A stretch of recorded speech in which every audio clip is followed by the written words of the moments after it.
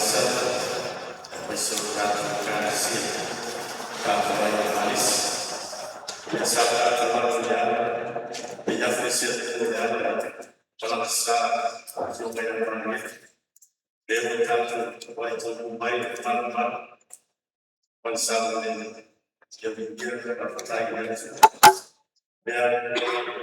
Tuhan yang diasa dapat segala tentang dosa dan Tuhan supaya ramai ya pasti untuk kita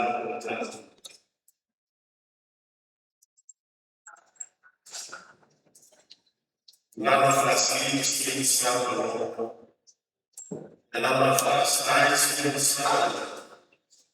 If we believe to the Lord, and if we die to the Lord.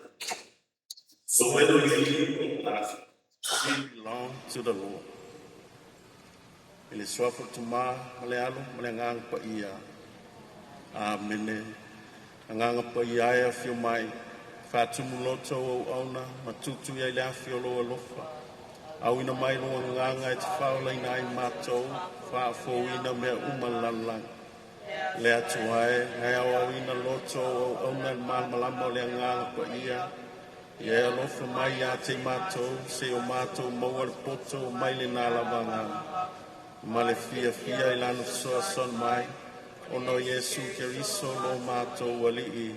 Amen. Le atuai lo mato tuma. O mato o mai le patpatinga o lau valau pa ia. O lau valau pa ia o valau fia fia male alofa. I lau auna le mea alofa na e fo ina mai. O leo mato o mai ai male fia fia male whaftai. Tui nātu luma o lau fia. Ai pangā lea lea tua. Mato te momoli atu ia ala i nei taulanga pa ia. Ina i whai ana mato fia fia whatasi mai ia. I lona nofoanga maule langa. E te talo mai ai mo i mato. Mato walau le nganga o lau fio. I lau whamafan whananga. Le tina ia lusi. Pa ia nofo i alo.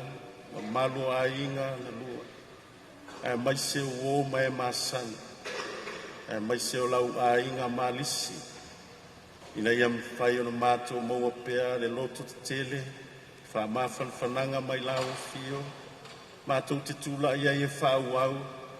Lona walau ina. Mana me alofa na tuina mai. Ona mato o lenga le ala ia Keriso. Lo mato wali i. Amene. Tātou toe vi atu le atua, so na vi inga.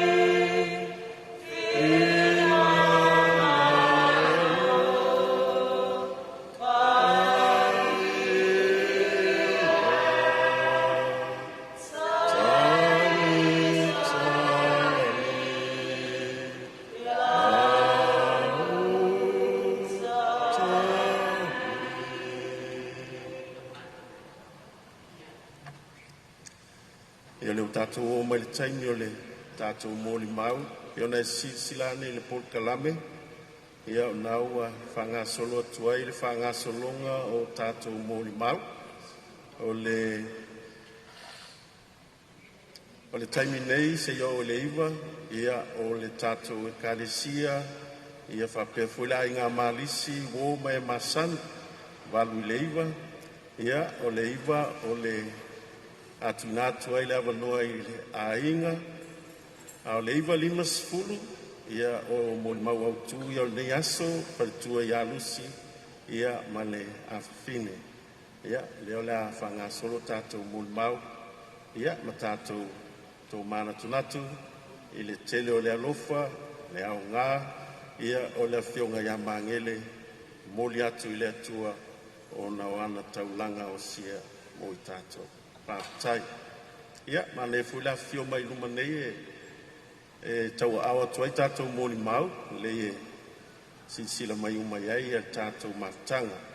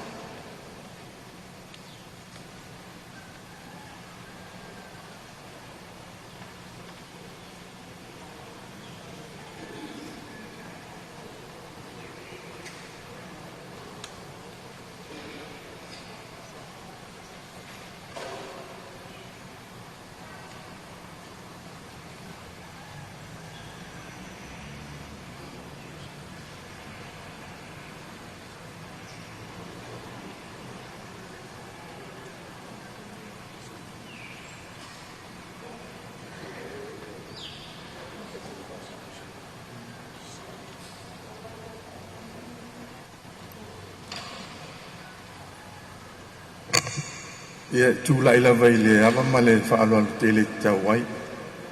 O no le awa noa le ua tu mai I le kālesia ma marisi. O sa ufa mutalanga le nei tae au ele o marisi po o le kālesia. O mangele malusi o la ua kālesia le fitu. A o ua le kālesia o le afo le vatu. A o le afionga la ia whanene e whiangai ma le mori mau o le kālesia au tū o le fitu o le afionga for the street place tene o malisi e su mai steve e atu mori mau o malisi o lo uingo salausa John Arching o la mori mau e a ngai I le mātou ma tanga I nei ngā luenga le nei ngā luenga le falsa o na o ule sa tai fono I le komite o ngā luenga. Ia, o maangele e se fo ilo na ia whaiwa. Wa mātou ilo ina o maangele wa ngase. Ia, o le whaiwa sa whai e maangele temi ole. O le whaamau popo ma le tāpuai. Ia, o upo le atinu le ise tāpuai ingai le manu ia se whaiwa. Ia o le mea na e saua fio mai ama ngele I mo meo o ngā luenga fo I o le whalisa. Ka pua I ama whai kalamari. Pe o le sianga me e mamai fo I ngā luenga o whai kalamari o le ika. Ia o le ngā luenga tāua nā ma ngele sa whai. Mai o le fo ke mai kauinga I le ia mangere malusi o papakiu al lafo au loku e whai. Ia pi o ia e anu atu whai papakiu I askonga. A o se maftanga nga I tua. I lo ua ai a mangere ia so ia a o lai ma ku kia o ia wai ma ku a ku ma ngi le ia kia o le esen ba lo si o ngi kang wa sa leu leu ke mang ku nga leu leu o le o le ka alo la ka pi e ma ka o kia ia a o le ko e fusu fo ile mai mo ko ma ka o kia ngi kang ia ai ke wa mo we nga se o le ki ia o pi wa fai o le ma lo si o ko ingo mangi fai ku lo ma lo si ia ai sa ngai ro ile maka fai o ile ka po i fa ma po yo pia ole me ka wa nga ole ke le o isi fo i e pe e fa le ka wa i si le me le o ka po i ma fa ma po ia va ia le ki ngo mangi le nga lu nga fai ia ole fa ma lu si au ho nga ile au nga lu i ka nga ka ma ku e ka po ia fai vo o e o lo ka lo vo ma nga lu ia ole moli mau pupu nga e ama kai e moli mau ni ngai kai bi ia a ka fo mai ngi si o moli mau i le ka ko fa moi le ngai aso ia e le ma fai ngalo ngi ka nga ka le fai kala mali ai ole a ko fo ise moli mau ke mi moli ang ia pe a fio mai a fa ngi ka le si o fi ia fa pe fo sui pe si ken yo maris e ka wianga ama ka mea ko ngi ka ia e ta ka ia ile a fio mai ngi si ru mangi ia a o ngai kala ia lusi manona malo ale o mosa e de fai ngo fiengi ko nga me fa pengi a ole me siling ka o upu fo ile a ole kusi fa mai amu ye la ko wala o mai le yo lo fa peang fa ye wa ngi ka nga kai e a ko misai ka ya uma na o malus ka ya uma ole wala o mai ale ye o la fa ya o lo ngo ngi le se me ka ko ke ma salo yo foi ya lusi manona ia isi me ka ko ke ma salo ila wa mapu ya mangele ile me e ka ku ke o uma ia yo ala u ka ko mo kingoa o la mo mangele fa ka mai ka ko il mo ko le ali o uma ka pe ngai nga mo le u fa ku o mele ia lo ko kele lusi nona fa pe foi pa io ainga lua ia o ngo le nge ia so il vala au pa ia le ku ia le aso fio mangele ia manuia le nge ia so mo ka u mang so fua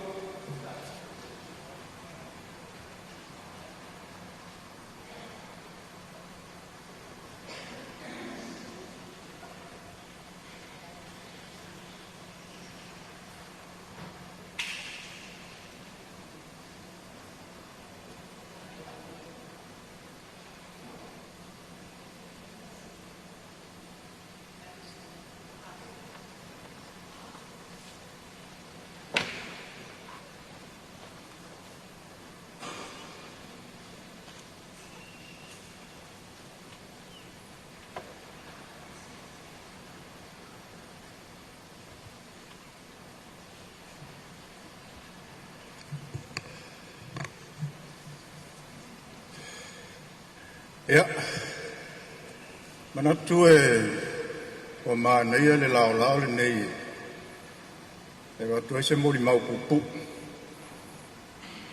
va ane le pio Yesu lo na Eukaristia ia su foi le sunga al diacono e va pele malu mal pai la silasi o aingan lua sai nane foi tupu mai mali in fai launga o mai masan ya mesele tina fa wa ya lusi male no fo yalo o tula ya tu ile ava tele male pa lo alo e ave ia o fai masui ole mato au loto le fitu ya e bo moli atu aise mato moli mau tu sai fo male mato maftanga male tamaya mangene o ne peona lau silafia e foi e nisi. O le aulotu a mātou I nei le pea e lua, le kalesia le pea e lua I aulotu. O le aulotu o le fitu, e ma le aulotu o le awhalwalu. O whai ngoa I teimi a matai misa le sa. O le whiongalai a mangele malusi. Ia o lo o tāpua I mau auna. I le mātou aulotu o le fitu. O lo ingoa o e tua le sefo. Ia o lo whai ma taitai whono o le aulotu o le fitu. Ia ma te wā lua ma le whiongai a salausa le sa whai nei mo le mau. O ia le taitai whono o le aulotu o le awhalwalu. O mangele, ia walau sila fia lava I tō tele a mese koi o tō māsani le iai ma mafuta iai o na winga. Ioi, o se tangata whai mea maalie, ia ala o mori mau, wha au tū lava I ni winga se tolu o le tamalea. O le mea mua, o se tangata lo loto le whatua tua. He was a devout Catholic and a man of deep faith. E whamaunia le maule nā. O wā o mangele malusi. E le misi se lotu le taiao. Le mato misale whai taiao umalawa. I le ono le taiao. Sei wanga nā lava ua ngase te tuatua pe o toi sei kapa. Ia na patoa lewa aia leo o mangele malusi le mato lotu leo le ono. Ioi. Wa masalo wa silia ma le luas puta usanga o mato mafuta mangele. I le mato lotu le ne. O sesi o poutu toa. O le au lotu le ne na tan mato o lotu al mato e kalesia na lua. Ioi. Ia. Te iana whameritus. E lea o ngā le whatua tua e le ini me whatino ai. Tā ua le whatino. O mangeli, ia ua afu lana tautua. Afu hoi ana ngā ruenga sa whai tonu le nei a kalesia. O so se mea lava e whai ale mato o lotu. Fono o sauninga whapitoa. O sua ngā tupe, e le mawhai o na whawai e mangele malusi. I mea e whamalolo mai lava ma tu mai le tau au, so soani. O lea lava le mea o lo whai. Ioi. O isi la mato, sa mata na whai sua ngā tupe o le whaisale. Masalo ua se fulu lua tau sanga taluai. A le lua fe se tasi o sua ngā tupe sa mato whai. E o papa kiu le e walau iloa I nei whai ngā utatu o whaisa. Nā mata le papa kiu na masalo po le tausanga e lua awhis futopu. O mai lawa le taimi lea na umsa ele malmal. O le miliona tā la le tupe maua mai le papa kiu lea. Ai nā wastona I lawa e whai e. O le papa kiu lana e whai e tina le matou au lotu. E mamange. O mangele, ele misi papa kiu I yaso tona I wanga nā koi wa ise mea wa tuatongi ai. O mangele la, e tu so le whatamaa leo le papa kiu. Ioi. A tu isesi whaupunga. O mangele le head boy o le papa kiu. A kueva le head kio. Io le lato maftanga nā malau whai papa kiu. E tele la vai tina. Ia mangele la vai sau e whai me mali e ia ma wha ata ia tina, ia o nāru le kilipa papakiu, o lana ngā ruenga ngā sa whai. Wa o matou papakiu, e iei oka tū mauhoi a company, e mai e fwoi sa lango mai, ia pe tai tolus furu papakiu, tai limas furu, ia o ngā ruenga lana mangele sa whai, o ia e alwe kilipa. Ioi, so o se o le samato fono man matou au lotu ana. Ia wa tau loto vai le matou au fai papa ki o le ale ese si e sau I lau te mafuta ma matali ai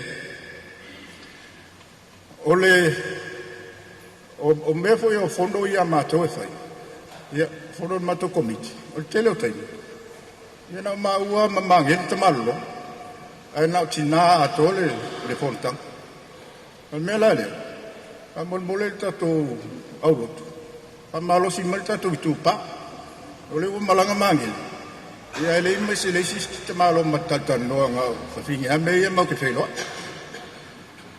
o ngal wenga ba ia na lo na fatu tua o ngal wenga sa ia fa ia ma me sa au mai o le si a winga foi leo mangi le uta o fai me mani a se tangata nga malu o se tangata e loto fia o te le vai lava le tangata o yese me o itai io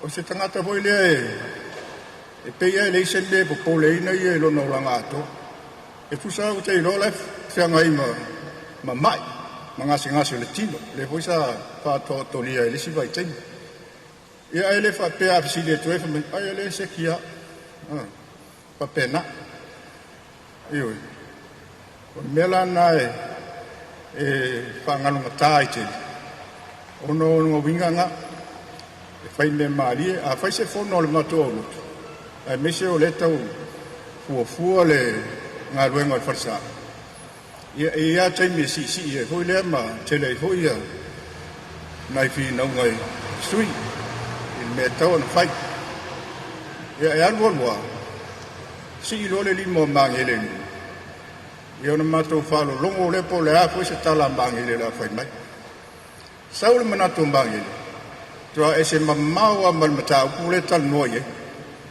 o ese mamau fai foi sa na tala ia na to we ai le matali ele le fo ina pe le wa maswinga malia to ese mata u fita sa tala no ina pe lo na ia na la mata una ia mangele so se tai mi lava tau luka e foi pe si ia ma to fonta ia a mai foi le son manato e pe e ti fiu sai ale e se me lo tau fa vesi ia su ia la lot ia o lo tolu o me o ma tau ia mangeli o le mele o le he was a simple man who lived a simple life. Ele fia mangele ni me foi i me tu ina nau ele tatu o langa o material goods me fa pena. O yes tangata mana awai e fai ngo fia lo no langa ele tele ni me pe la sa ia pe complicate ile o langa.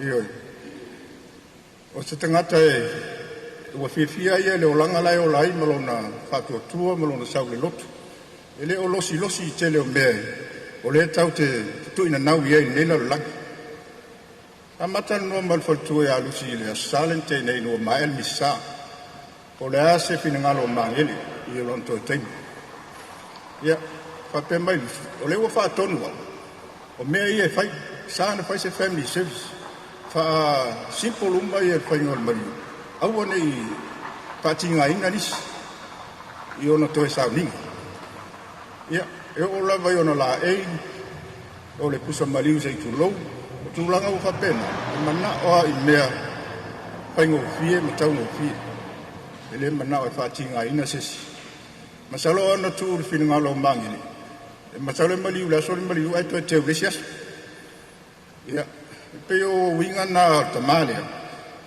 e tau mai ai se tangata hoilele na ola mai i le olanga mo ia po a uma a lungo le olanga sa iai taimio tala bou o mai taimio matua ia fa pena po yo na esela na tilo i le olanga ma le fati nongo le olanga ai mai se tau singolo na ai ia amo ia lo fa peona sau le bala au le tuo no fa pe la bon fai o afulo no tau tuo le na le kalesia i lona foi ana ngalo ia le ma fai na fa ngalo ia kau na lo fa le tuo le malanga mangele mawasonga no fuanga maule langi ia fa mai se fo le tina ia lusi man no fo yalo e man pa ia o ainga na lua pa tai mo lo wa no soi fu mai menuia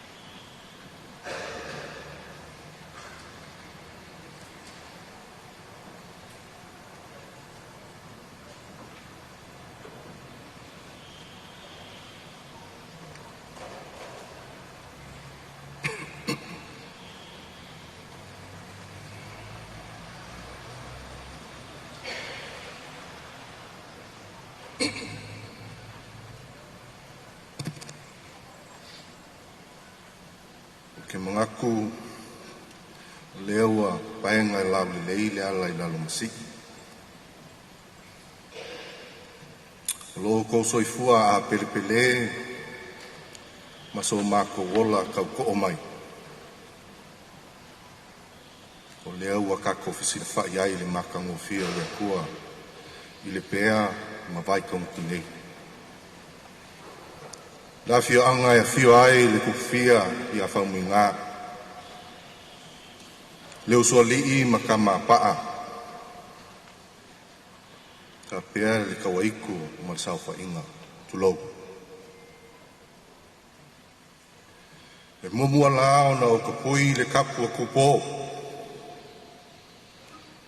Ma o whaku lou le fio whalilo le li whaola. I le sakala meka o le ukaliskia i longa kapinga kulo.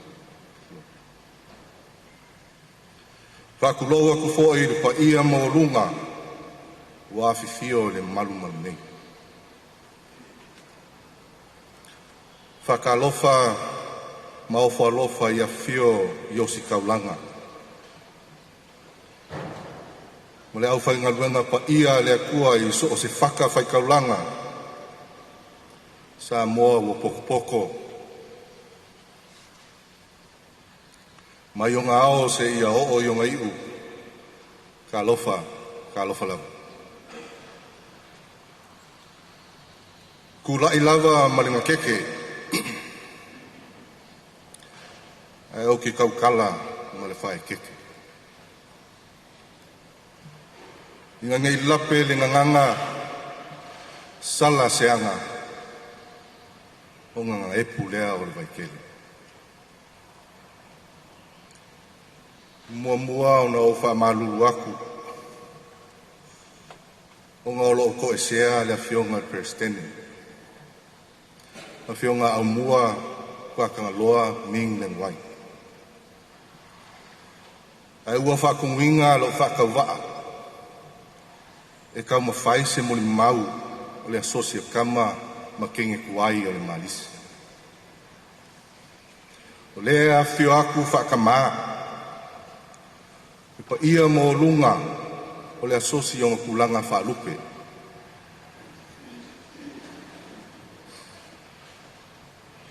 Ako sila i pokalame.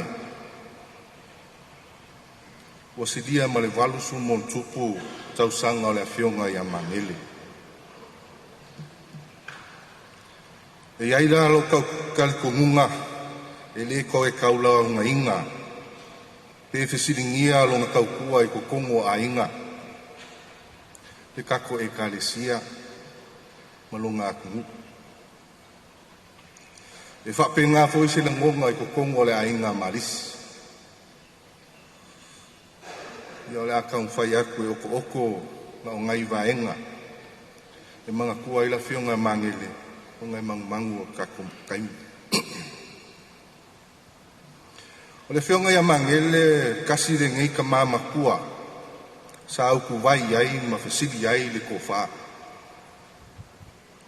a o se pouku koa fo'i o le asosi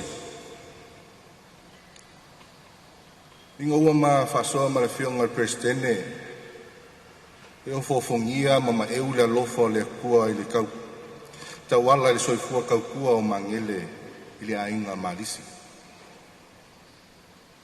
o le asosi e fongo i asoluluma ai kua la iki lava ngai ka makua e le misi mai funkanga kasi ngai ka makua le fionga ia mangele e vai a pea i funkanga e o lava inga ua makau nga po ia inga singase o kingo e kau mawhai e kulava o le fionga ia mangele ma ka makua umole e awai aku i funkanga sa mau ai le lokele ma le mafangafanga a le asosi mai langa fōlaunga le kele o kausanga. A o si whao so fianga fo'i ia i mākou o sui kalavou le wa aia pea o ngika māmakua. Ai si le fia le akua lo mākou loko whaafikai.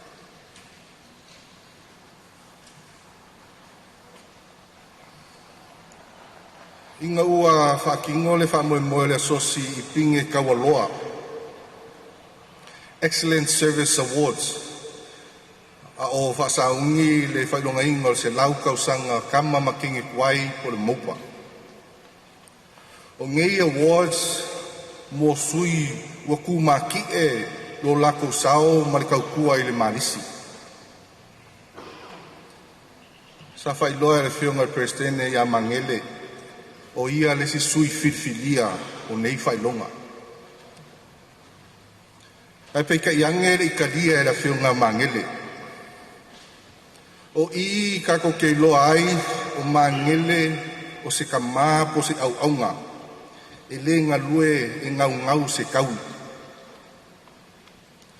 Sa whai le kau kua ma le whaamaongi e peo moto tau ave o a onga le malisi.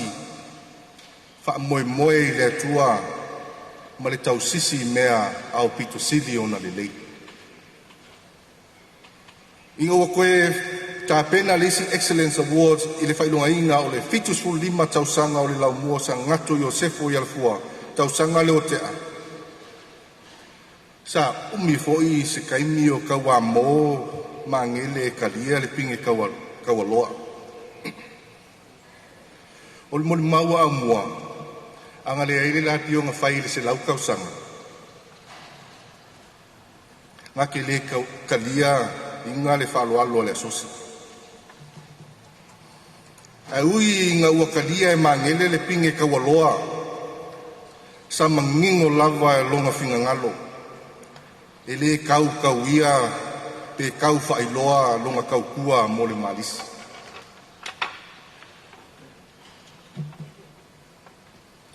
O se kangaka e anga malie koe whaikala lusi fo i kelo kaimi.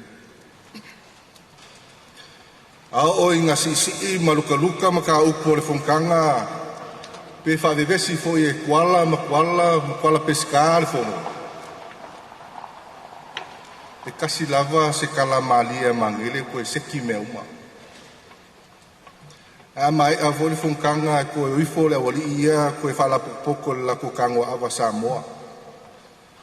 A wao langa vaisu lea mo pe a mai a fongkanga o langa awa Samoa.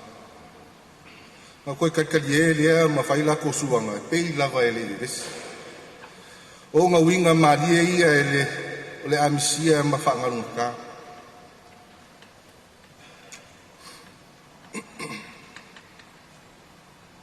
O le moli mau o le mako ke kupe ma le whionga ia sa lausa. O mangele sa avea ma malu o le malo i la aso. Sa ilonga fo i longa sao i ka longa whaipelenga lakapi. Kasi lea whakau moa le malisi ngawa waikau. E le ngalo ia le oka ma sa lausa le whionga ia mangele. O nga sanguanga i kemi o fongkanga. E pe ia mangele o lesi sue kusi. O terms na ke whangainga i anga sanguanga i keimio whongo. I makaukia. Advanced system, credit, transfer.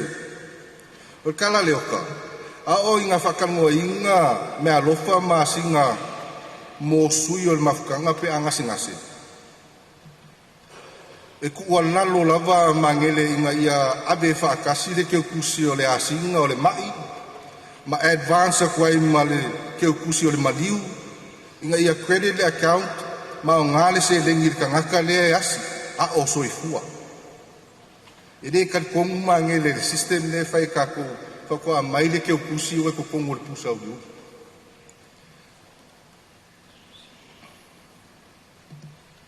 O inga malia ia whangalo kao le whionga ia mangele. Whanga lea ua sola mangele le koe whaalongo mai.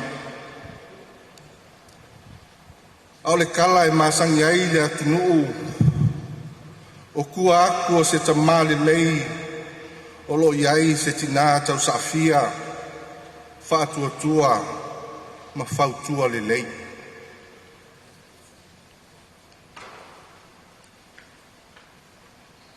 Whaia lau leo vai e whai mafunga tau moli le whionga i whaatama. Le whionga i presidente ma le laulau. Pea ai le asosio tama ma tene tuai a le malisi. Whaleo aku ai le nganga o le whawhikai i lau o whionga i whaletua ma le nofa i alo. Whawhitai tele mo le lua tautua ma kavela. Ma le lua sao ka ua i le ainga malisi ngei kausanga i tele. Fia whaleo fo i le nganga whawhitai le paia o a inga ngalua. Masa moa ua potu. Ia tafi mala le malanga le te mapeleina. Anga le lei le atua i toi sauninga o le tato tama i a mangele. Whai ua kuai le mako muni mau. Wala au aku le nganga whalalo le tato asosi. E afio matala mai a ao. Momoli tato mea lofa. Mausuina li tatou pese whailoa ai lo tatou vale alofa mo lo tatou uso po le awhionga i a mangele whaatai.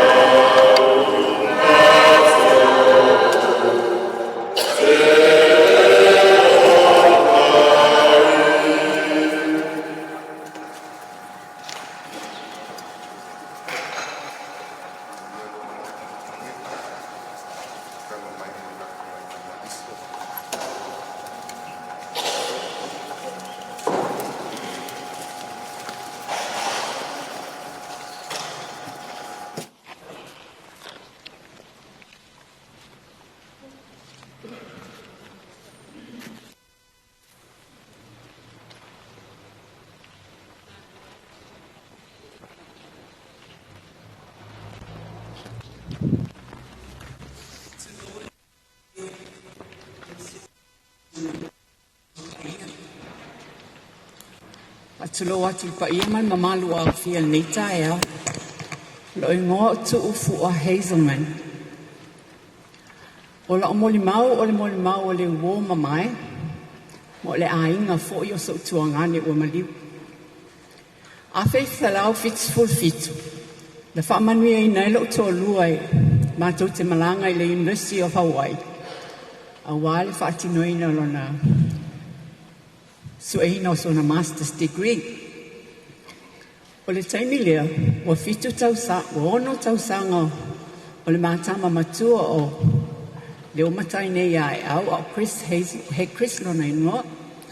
Ma lau tamatene o le atolu tausanga le fitu. Mātou tau no ma siau whanau na lai wali. Sa au mua o vili lo to o lua e mautele i o SM Samoa. O e statou whali. Tali mai se montafa Malcolm. I le ua iai. Mātou malanga fia lo. Tau nuul malai wa alele i Honolulu. Tutu mai fafo o Henry. O le mātou wo tia ngongo misa. Ma Malcolm. Yeah, we've 2 kids, 1 carried, 1 tagging along. Lau siri mo mua lo tolu, e stato fali. Tali no, tali le ata, pasanga ya Henry, ata mai fo ileo, batu alon suafa mangili. O le mena iai, o le New Year's Eve, o matou fa'au fiofi, i le 2-room apartment, Lucy ma Henry. O le taimi lea, o lo la iti fo ia, ia Lynn, i tupulanga le lea alo whanau, ma Lynn, Madeline ma Nona. Ia, o mātou whao whiawhine, e mantua o Hawaii, o kasi, se ngā pāpā fo ia o fireworks. Ia, le maua se moe le pō, ona o le pā o le taimi lea, o lo nofo Lucy ma Henry close to the airport. So fai o le whengasa wai a le tele o waalele at night and day. A o le tele fo i o fireworks a ia tunu ui taimi whapea. Anyway, mātou no nofo i lawa i naina ua. To e ae ngā luenga. 2 days later, mātou pasi loa i le Ala Moana Center. Ma whapea nā o na mātou Sava Valley solo i Hawaii i Honolulu. E so es mātou whale. Luckily, na maua le mātou home le meta o University Avenue, pa pēnā na mātou move lo iai, ina ua mauma le hospitality lea sa ofa i Lucy ma Henry a mātou, i le a whaiva se lau fitu. Ia, o le nā apartment, e le na o mātou e iai, o te le mantua taimina, Henry was now in construction work. So e tele ngā luenga e whaamanuia nai o ia. And I guess he was well paid, because I can vouch. E le masesi o mātou e affordinga se talo po se whaai mai marketi, o se ia po se steak, me tau mawha umai e tau te fia ia i nei. E le i maua i le vai tau e mātou nei e otu e a onga. So, o le tele weekend, a mātou le celebrate se paka. Mātou te celebrate lava i le whale nei o Lucy ma Henry, which was a small apartment, but we gathered there as a huge big family. Ale happy. The boys were very happy. Well, I taimina. O tuatanga loa Alfred Schwalger, o le Lilia Sa Minsta, o sa imasi mantulan so matai so far aveal ia o tamatu tuila il tamai no ia taalo o awali mai sa onga le University of Hawaii at the time italia lama mato e Lucy ma Henry ai e pisa la to i nunga mtaltalie ia pe ona sa no nisi o le lakapi lava e tala noi o tu so la to le la strategize na mainga por kalami e te tauna whatau no el au laka pia Samoa, a lei Hawaii. So, Later on in life, o te nofo mo mawhawhau le tele o le tamau a inga, sa mau le neu ngā lii, vātua e whawhanga o mai mātou. Later on in life, I realized o le auntie a Lucy, o le sa nofo fo'i le tuangane o lo tina o Litia Williams Hazelman o Aukuso, sa nofo ele auntie o Lucy le o Sami. When I got to know Sami in New Zealand, it opened Lavalonaya home to everybody. I oka se tele sta mafa. My first visit to New Zealand in 1976. Now before Sami invited her, it was my first time to meet her. Ia o am Aukuso piki aktua. Ena awa ua latu for dinner. Ale lau oka se te leo ne lau tumu I tau mafa. So therefore, I realized later, Lucy really took after her Auntie Sami. Ile mele nei o le tausi a inga, male te whaasoa ai, male toanga I kuka, le te ofo a umi mawhia ma ngele o na le leo le tausi ngā Lucy. In 1979, mantua o Porkalamine University tai tolu tausanga maua degree. So fitu le fitu iwa. My mother passed away in December. So mātou tu e fōi mai malau whānau. I know for pese mon tawhas e wha umala na masters. Who then would be there to witness Malcolm's master's degree? O Lucy ma Henry, ma mātou woane o Tiangongo, rest in peace, Malupe. They were the kindest souls that any students can find in your times of trouble. So, mātou o mai Samoa nei, awa mō mai foia, Henry Malusi Samoa nei, the late 80s, early 90s. At that time, ele I whaia si mawhale. So, tau te sila fia umaleu solo to lua leo la vea sios, pato a uma na whailo na whale si usenga, ia o mea la ba uso whai mai siosi ia Malcolm, mō mai I lo whale, ai ele condition, e ei mele uma na whai, so o mai e wha uma le whaingole, o screens ma me uma wha pena. So o aina mātua iai, ma wala au ia Henry, pa mon mole, so ni mai, se e watu e wha uma le ngā luenga, o le whale fōla vea, le la mātua movie iai. So, au like tisi ai au nata ini, e ula so oa ene lepe a mātua le paka, a wala o ia lawa e tango si ai au ilunga, ma si I fo ile ilunga ma sanga mea maali e fo ile it's a maiti au lait. Tūtanga ia nei la tino ai au leo e taimi nei. E to e ula e fo ila ene le ia Chris. Ia, sa au si ia oe o e la ititi. Ali taimi nei, sa o si ia. Ia, tu sa ua 5 tausanga nei mawhtanga. O se mawhtanga mawhana, ma se mawhtanga manuia. O le vai asan te anelas whareile. Sa au tua I fo I whai se mo ni mau mo nusi mawala I wau. O se tasi nali I sa mato ai fua I whalo Henry ma ngele.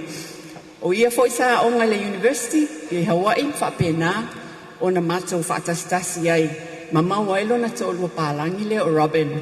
Lea sa sui, whai masui o Samoa in New York later on in life.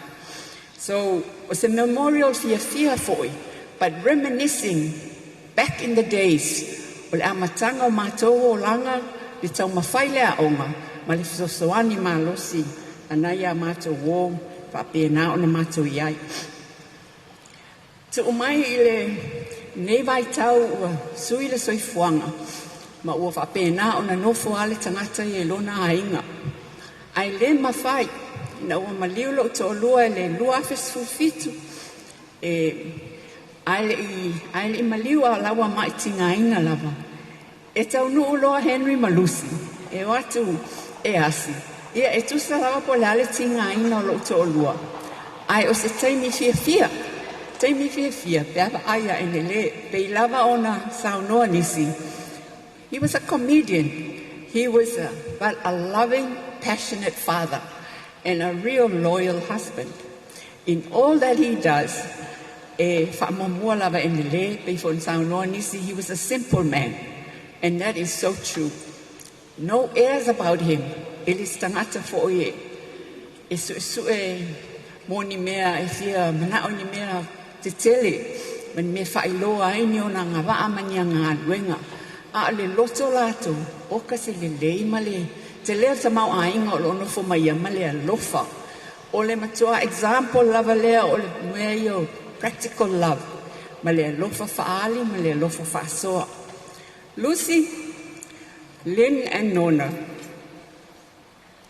my heart aches in a war for Alongo Maliu in the 82 years. We have to be very thankful. We have to be grateful that he lived a very great life. Not only for Sosoani, it's tono a lulua ainga. Tono le ekalesia o le atunu wa afu le tautua in le. O se tangata ngalue e o noa ma se va aitele se taui. So Lucy, Lynn and Nona, thank you for sharing your husband, your father, with us all, because we really felt we were part of your family. May God bless o tau uma as we journey in this life. But we know that he's resting. Manuela malanga, mangele enele, faftailo alofa ya Malcolm, faftailo alofa ya Christmas, Selma and Sophie. Mautia alofa tele mo oe alofa atu tato vaenga la umumu atu na fa walo atu lusi te lua to lua e Greek lesi vaenga na. Faftai tele mo loa manoa. Thank you so much for today. Faftai vi ia le tua.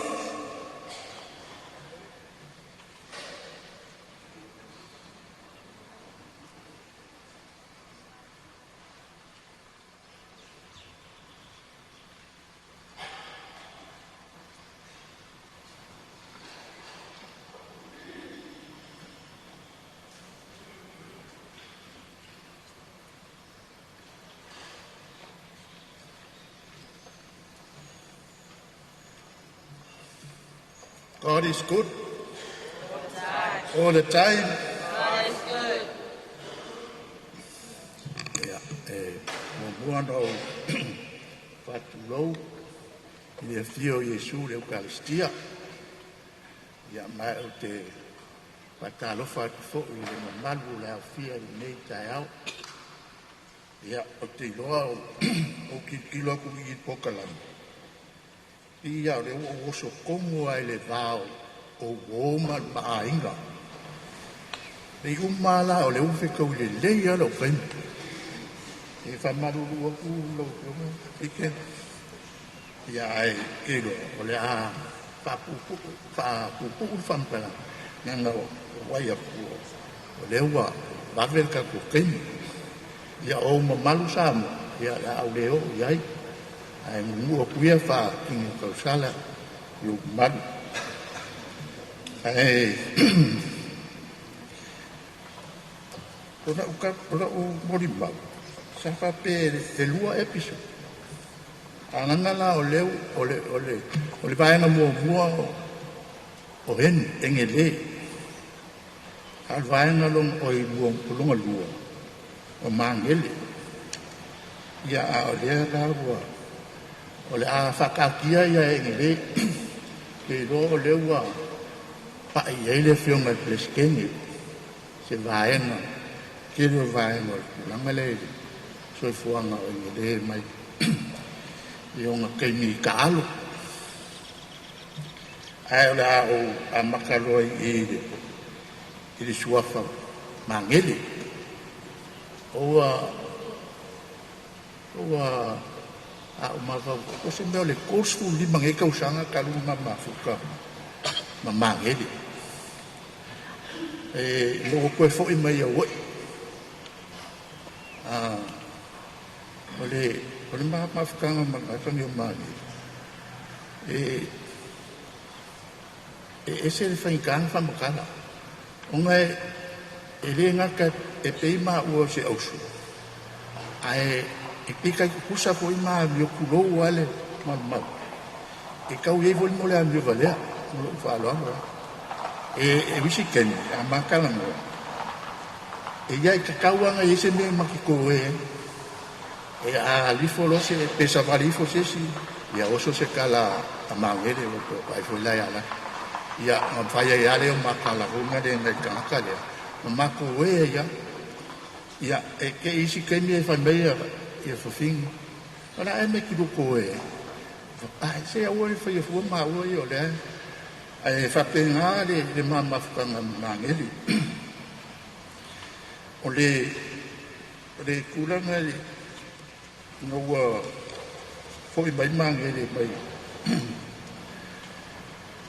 se asoma fai fo de makoi mo fo lo fa makala la ang fa makala ngai ken leo ia lang fai lo lang kala le ke le lopo o sanga chuk ana mo fa mo ia la pa ri mange ava mai ne ia ko la mo ia o fai fa makala fa mai o kai leo sa ye ke mi esko ino ki mangi ulowa ia pa mai ki mangi na sa na alu lang usai le kumsinga ai la wang la ka ai lang alu ki mangi pa kaula ver ka vale aki mangi le ka vale el pala ia ulo ki mangi fa ki el pala pai fa le yo maka ai nangu mai el pala ia mai la mangi o le lo saulo la ki mangi fa kong lo ia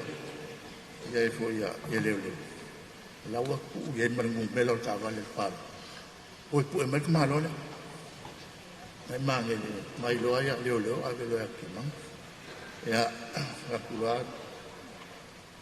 ola no fiona sunga le di kai ka ala mo lianga la mo li ai e tomado mai ngo fo ale ki mangi fa mo li ale tiki to the police ia fa ku ia ele le e fa mo le no fio ele ai se mo lianga va pe mai ia wa mai ma fa ko le se mo lianga mo li ai e fa no kala o fa makala ole mama fa ngale o nga fa makala ilonga o lama ia ole siang kala ke miale ole mai ele aso ngalu ai kuai e mo boli mo ufa mo meu sama ia ia ala ku o e wala fa le pa mo ke mire e o pasia e leo e o kufa sama ia mai ala ku lo ma wala ainga le a ver ku sama ia o se meu le tale lua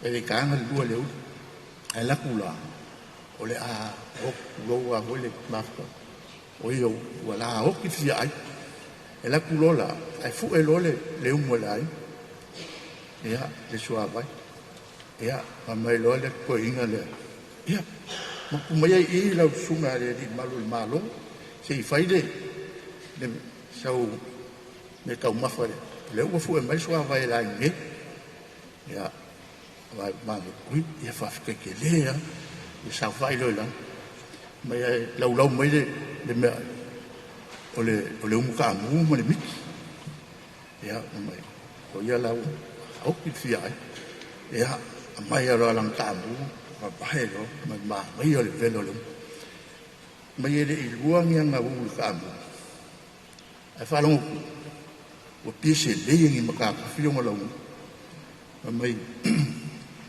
e kilo ku ko inga le la fa la me ka so o lai no mo lale ai ko inga kam ai ngule mai wo le ma fa inga kali de sau o ngalo makai la lo de fe u kam ai vai o lai ai ya fa mai ki kilo mal ko inga ke wo bali ko ka solo ngalo ma ko ai se me ko ala wo mo ko fa shit mal ko ali lo sunga ni ai se me wo ku mai vai a pulo ko ioi ele meu mas foi ole o ki alo loko ole o kawo ko bang kuange ole ba o ia le so ka ba o kamu ole la o ma faki alo loko io ko bang kuale le mo o so ka ba ka ai ku so le wo kangi o le feu o kamu Ia o winga ia e whamakala mai e kau. Whapeso. Ia arua ia mafukam. Ia wa o mai loa le e kere ma i a le ula o kau pai o ngol kaimi. E iei le asunga ngau o kumano ia me sunga ia George le lopa. Ia se kasi fo el mako e kalesia. Pakuloa fo ia. Pa ia la inga pe a wheu ka ua sua fo maale ai. Ia kusala wa ko ngere vai aso kalunga umanga. Nga fo inga keu ia sunga ia George. Ia keu so kulai kai pela ko whaila o whakau le asempai. Ai sa vali mai loi fo mangi. Ia o whakulo. Wa o le ingoa lau ke whai ingoa. O ne o whakulo. Ne, whasai he. Ala e tu ngou wama sa vali maale o lumi. Ya, la se moku. Li ai. Ingo sau i lau interview. Ke interview lea. O sau ke interview lea bango o George Lopa. O whak. Ya. Whasal lau aku lea la ngou sau le interview. O whak. Ya. Ya. Au e. Tau fiofi ala wak. O whak. Ja, mai la le interview. Alo fa mai. O. E fai asi si fai ka le interview. La sa fa. Mai. Ke loa o ke manguia le. Ke manguia le interview. Ala mai e lua vai no le interview. O fa kole. O fengi interview mai ya. E lua vai no. O le avo ma le po. Wala la le mene o. Mai. Ke loa ke laki le au. Ai ke le toma salo ai po. Whakua ai po. Mai. Ngai e whai as whainka. E lua o whisiri le whainka. Ea. O mako ea i ana i rumole. E sempai. Mai alole. O sa vali mai lo. O alu lunga ia kueva. O la kulo ia kueva. I le whaikua sios. Nga sau. Hangin. Mai nga ko ala nga ang fenga ni mai ele nga sawang o fa makalalo ya ko pa kana le nga faila lo du mor ya o le ma fa nga ka o fi aka ko e le fa makalama le ma ko e mamani o winga o mangi ese o kanga kai ese le mari so se meha na vai e maki kalangoa e ka kauanga e sen mea mani e maki koe ia akong fo i o le kele o le si mafukanga o mea le mako e kalesia ia akong ngau o mang sa unga kule ai e whangarunga kāre ko lea o lewa kele na mafukanga mamangi a o se kanaka fo i te ia maka ua langa makakale o le leipiri. Ese loka, ke o loa o le kanaka sabo mo ua le nga maka o nga le ia fali ke kele ngi sabo. E alanga o loa, langa sa ufainga luenga fali piri. O le melanga o ke lo, hele fo nga luenga le sao ni ka kamangele. Le whaalau loa inga o le piri kira le ECP. O nga o ia kele o nga luenga nga ke whaia. E nga ke recommending nga le i le piliki e vanga le. E me bola nga uso kele o ka me kasa moa ia nga le waka apenge ima le ipi. O ka me ki uma nga oa o mai i e mange. Ia, e kele le sao fo i ni ka ma, o ni fo yuso. Kele ango ka usoa mange. E winga e fai asi va mau makausa. Ai o mange. Kasi le wingo mange le. Enga kere fai lo nga ka makua ma. Akala ngoa mange le ka makiki te ia la e kupula. Me fu nga e inga fifia kere ia e ka makele sos. Ba e renga ka yo winga mali. A o nga winga ia e le fai lo nga ia po. O mangere fo e re fia alu I luma ni me ingi kangaka. E re fia fo I mangere ni me re fa pe o mamalu. Kangaka mamalu po kangaka mauru mai le ai. E kukusa kangaka o mai amanga. O re si fo I menga e se whangara maka o mangere I mako mafutanga ko I fongkanga ni mako kalisi. Ya, e kere me o ke fia mon maua. E whaula, o pa ia kulkai.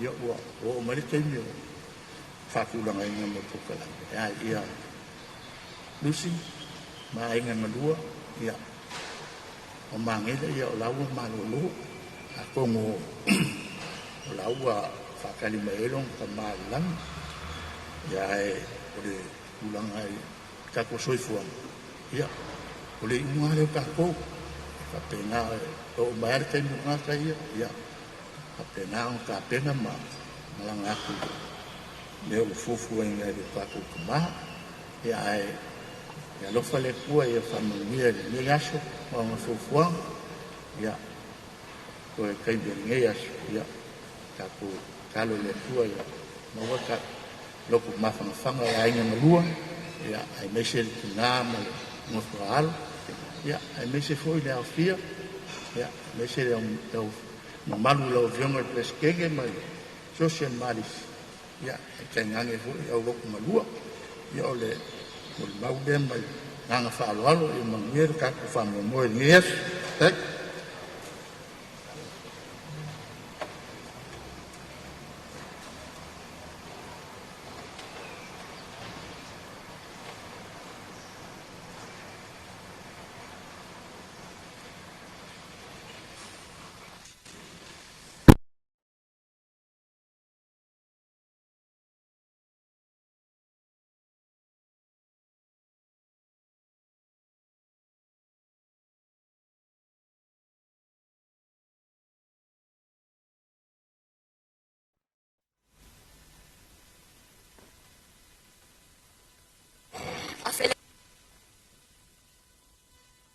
Nephew and also best buddy. Dear Uncle Nin, if you are in heaven, please hear this. I miss you the most, and I wish to see you in heaven. You are the most funny uncle ever. Thank you for being funny and for loving us. I miss you, and Auntie Lucy miss you so much.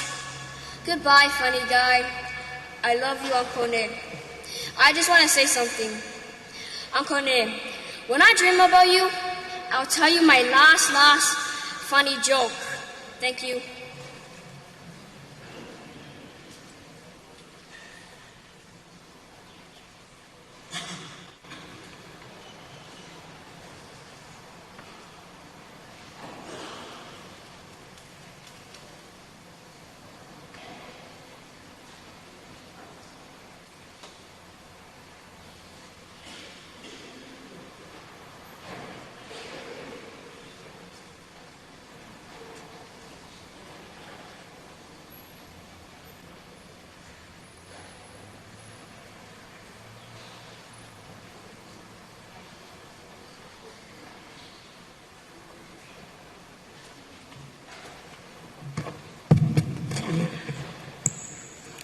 Ia te au le awa ma le whaalala tele.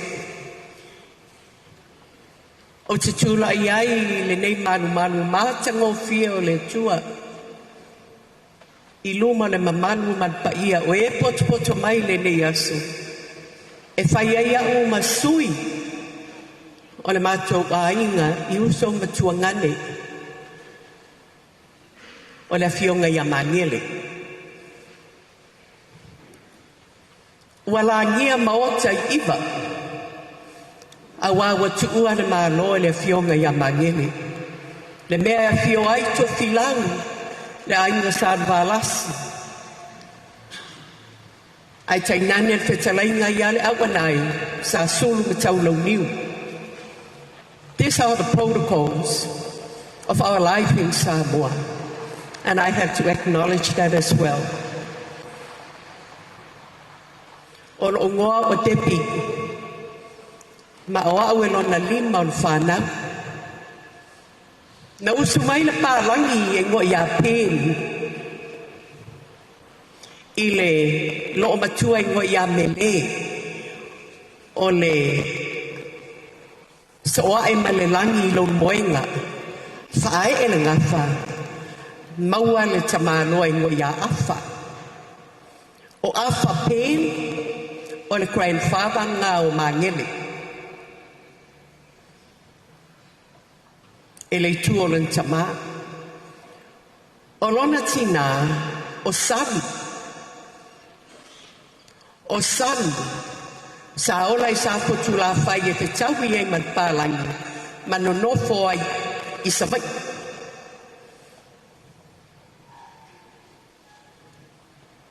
o le tina o Henry usu mai le si pālangi e ngo i a Schwenki i le alo le mamea i le whanga whae e ngafa maua le grandmother o Mangele o rono o i tūlai o Mangele o le Schwenki ma lo fau mai sale au mua non tina a o lona tama o le iwa malun moenga sa whanau Henry funga lei i a pia a ona nofo ai o mātou mātua o na ola i lava leo Mangele i tutonu i a pia ma o ngā ai a onga o taulanga i o nā aso pe o na tātou noa a le aise whaai u pālangi o le tamaititi wa le alu i a onga i tonu o taulanga sa matala nā onga e geile taimi na whai mai e nā onga lotu o spitu ia ona whetauila mana o i tai a malisi o te talitonu o le early stage me o lono langa ia ma enrola i lava i a malisi ma inana amata mai ai lono langa i tonu o malisi a o mātou tuputupu ifo e ola lava Mangele i tonu i a pia ai mātou te nofo i savai o uma lava Mangele e o atua ngā lulua i savai e no nofo uma i le mātou whale o ronga quality ngā e whai wo a very noble loyal friend as some of you have witnessed today and talk about it and that is the biggest quality of his life that we all feel for e o mai lava le taimine ia ona ola mai leo Mangele whaau aku ma St. Joseph ia ma avea ma leo ia o leo fo isi la fia na malanga atu i Trenton Police College i Upper Hutt ma o ngai nai tausanga pe lua ea tausanga on toi fo i mai lole manga lua i le CIP i nei pia na iai le vai taimi o mātou tupu ifo na malanga i loa ma Lucy la na mana mea lea tātou te loa le la ata le ilu mai i that was on Lucy's 21st birthday ato savani mai iai so they were in a relationship for a very long time and I tell you and I stood here today he was a role model for all marriages in my family the ta'ua, the sanctity of a family. And Henry was a role model for that. Thank you, Lucy. You set a very high standard. More nephew and nieces in our families here. I can see a lot here too. E maliwa Mangele o avea i o sao na matou a inga iwa. Avea Mangele mamatai le tasi iwa walu lima. Ina wa maliu la mātou tamai le tasi iwa walulua o na toe fo i maila i o Lucy ma Mangele i Samoa ma vea i loa ia o matai le mātou a inga iwa ma o le whaasao fo i lea i le mātou a inga o no fo mai nisi o le mātou a inga mai iwa. O se tangata pele i o mako loko oka o le loto alofa loto mawalalo e tu alalo lava Mangele ia matou me fai tala noa le tele o man o wo ilona itule, are very humorous. He's got a very beautiful sense of humor. Because we know he hasn't got a bad bone in him. He's always full. Whawhaingofie e mangele me chono matu ai. Pe mātou te leo te tele. Pe mātou te whatui ese. Ai tua lalo lava ma tamo whai. Ina ia mātou tu atu se mea e mawai de file mu. Whapelo na winga. Ina ua mātou maua le tala mai New Zealand. Fesili o mātou mawhau pe aise a. Ia ele whai loto seisi. Pule lava le matai. Wai whai le talo. Moto e whapena wha le talo matua. A o le mea o mai. Langa mātou tele I maua se tala. Mua wa bad reading. It's also sudden. Anyway, that's in the past.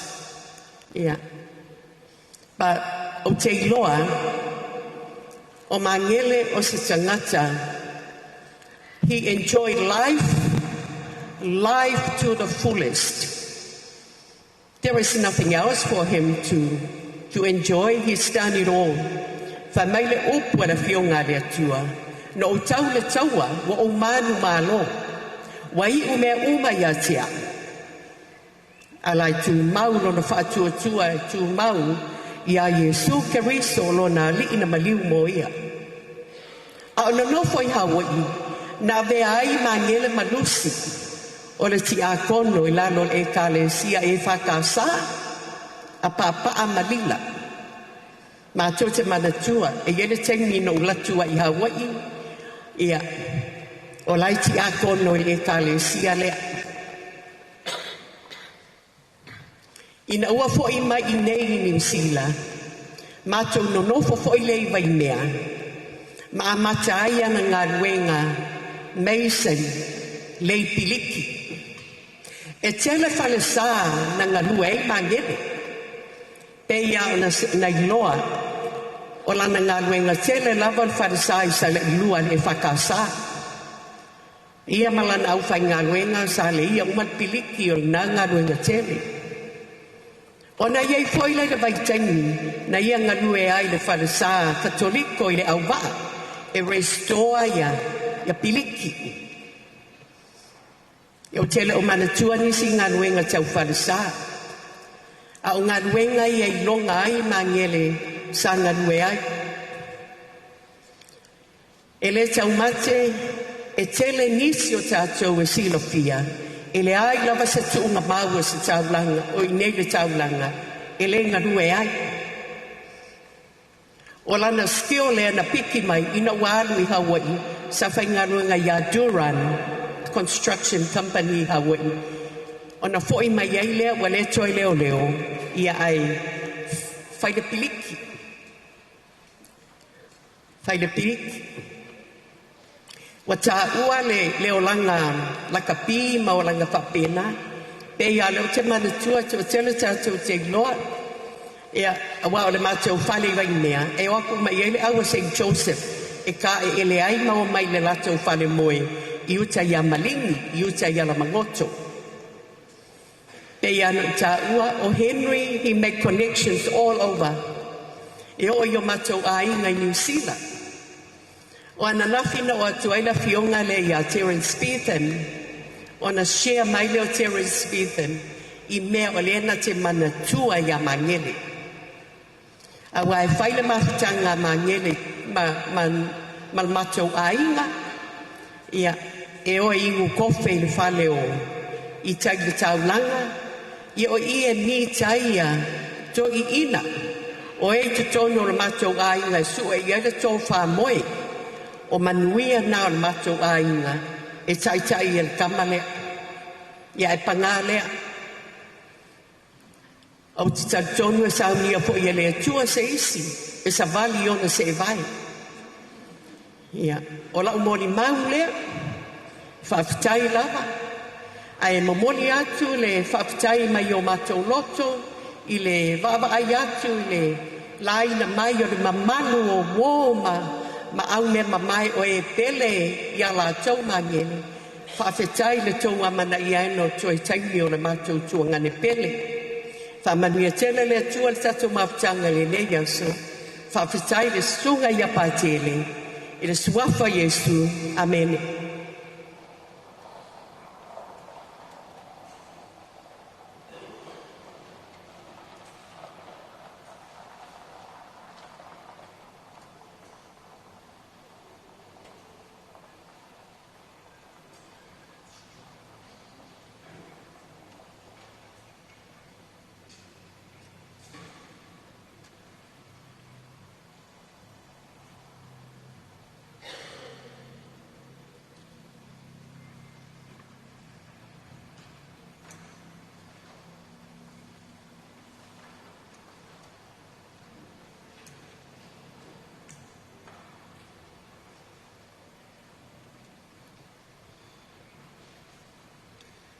I le suafa o le tamaa le alo ma le aupa ia. O te mua i whaatalo whatua i le suafa Yesu. Au auna a le atua ma ave se ese o tatou mawhtanga. La a le aise tonu o ia te au te o atua i nisi tu o le anganu. Te manu le taimi. Mai o te manu fo e wa o pa ia o sa moe pa ia mai lava le amatanga e o le whaavau. O uman whaatatia. Ia, nei anu loa sa whamatana ai o lei a taua, pageti, malai fou, a nesi, Freud. O te tūlai a tō luma, ai mai se o le sila whanga le atua.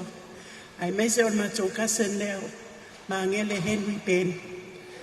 E whai au masui, o le tuangane, taula papa, alo i a moa, a nesi. O le mawhai ona o mai, ona o lo si mai fo i oi ai i New Zealand.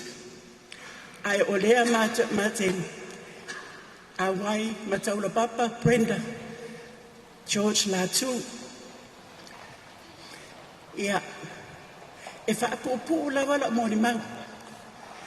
O le tūlai lawa o le mamoli o whamaisenga o alo whaanga mai le tuangane i New Zealand o le mwhaina o mai. I le wharitua i a Lucy ma le whanau i a maiseo le ainga. Ia iai le ma whanawhana o le atua yo tau finangalo ai mese o mātou loto. O wofo i whapenana tātou ma futale nei aso. Ia iai le whaamaisenga le atua e whaamawhanawhana i o tau wanganga. Ia se i whaisa o tala. O la au le whaongaina mangele. Ai au la au whaongaina. O ne. Langa o ne lava mātou te whainu. O au te pito la i titi au le whanaunga i le tū lea. O le tamao mangele le po ne. O le tuangane o le matutina. O Eleanor, Marianne, taula papa Anes. Ai, i lo tupu ai. O ne, e le misia o soifuafoi o matua. E aluatu la e fisili. E se me fia fai. E aluatu ai le aso ma le aso. Sa o wola i fua. O ne ai masani lalatu. O le fisili ale na i le matutina. Anti e se me fai. Ia o le tari ai, o le ai le lei mea uma. O se tangata e alofa. O se tangata na te whaamua lo na ainga. E asi. E alua tu i lea whale. O na te ro uma i o antis mo na angkos. E alua i ai. E a whea fwoi la matou whale. Ia o te tali tonu. O ne. O ia lea sa pe ana mori mau le tasio matou kasele toa umatu. E whaia tunga mau. O ia fwoi la lea. Sana whaia ia tunga mau matou umatua. E la ngata fwoi lea umatua huso matua ngani. Ia. O lana ia fisoso hani nai tonu la inga e whai mea fia. O ngā luenga ia ele mwhaina ngā loa i ele kasen lea. Sa ele taimi sama o toi malisi nis le ya Eleanor sama o asi o la fa de malusi fa de mato i puti ya pela va foi e si mori mauna fai e esele fai tala mali ya o ta le na asu ta fiu foi ata e fai ana tala ya sivale tua ya lusi wala va yana ya e fia lava ya ne e fai ana tala mali ya maua e wile o lo faanga o le nei tu o le ainga le awanis ne e manuia lo malanga ia isi avano lo fa avano mai le tamai le lang mo oe fly high o lo faanga e le uma ai ona e manu lava le taini o la le to e ini sitala e tuatu ai ia tau lava ina lo fa le tua mo boso avano le lang yo lo faanga ma ya tau le papa lo ya moa Anesi o Stella Magensi ya o tau le papa Brenda ya o ole nei tu watu ya ai mese o lo le panaunga la Anesi o fa ilangi le fo launga ya manuia tele le tato maftanga ya tau na manuia fo ila asanga o le saunina ile kasem ya mangele Henry Penny faftai lava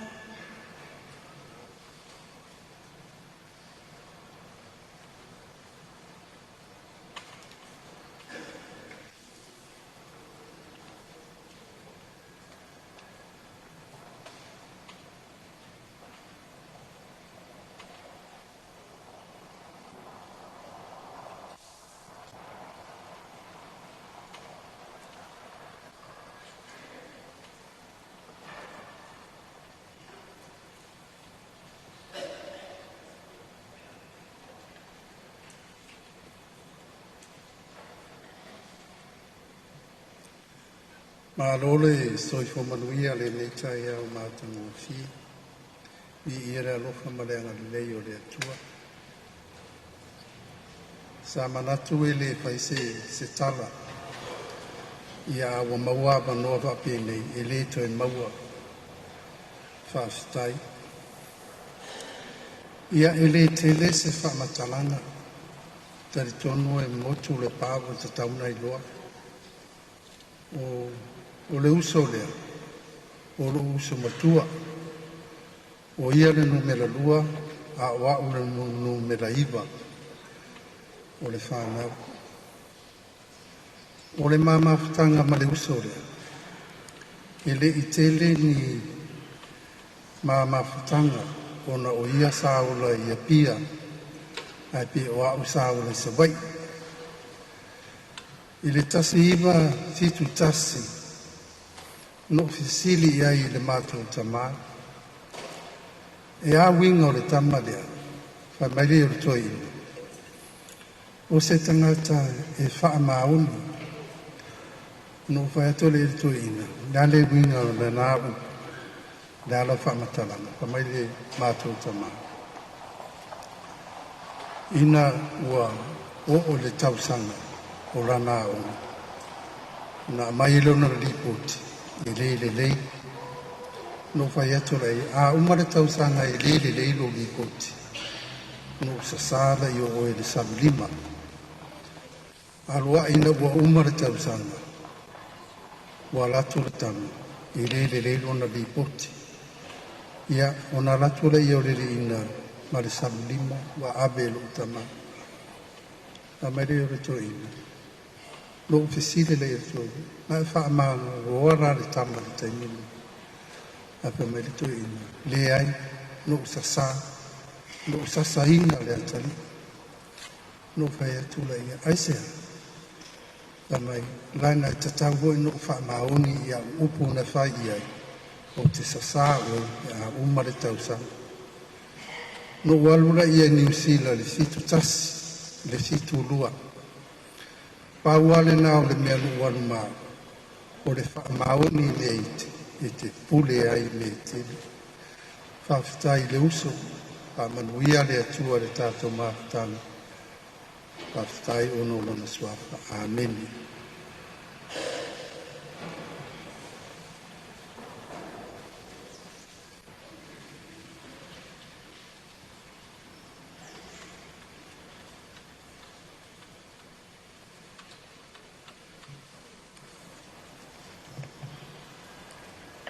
e mua na o whātulo i le awhio Iesu i lona awhio ang paia.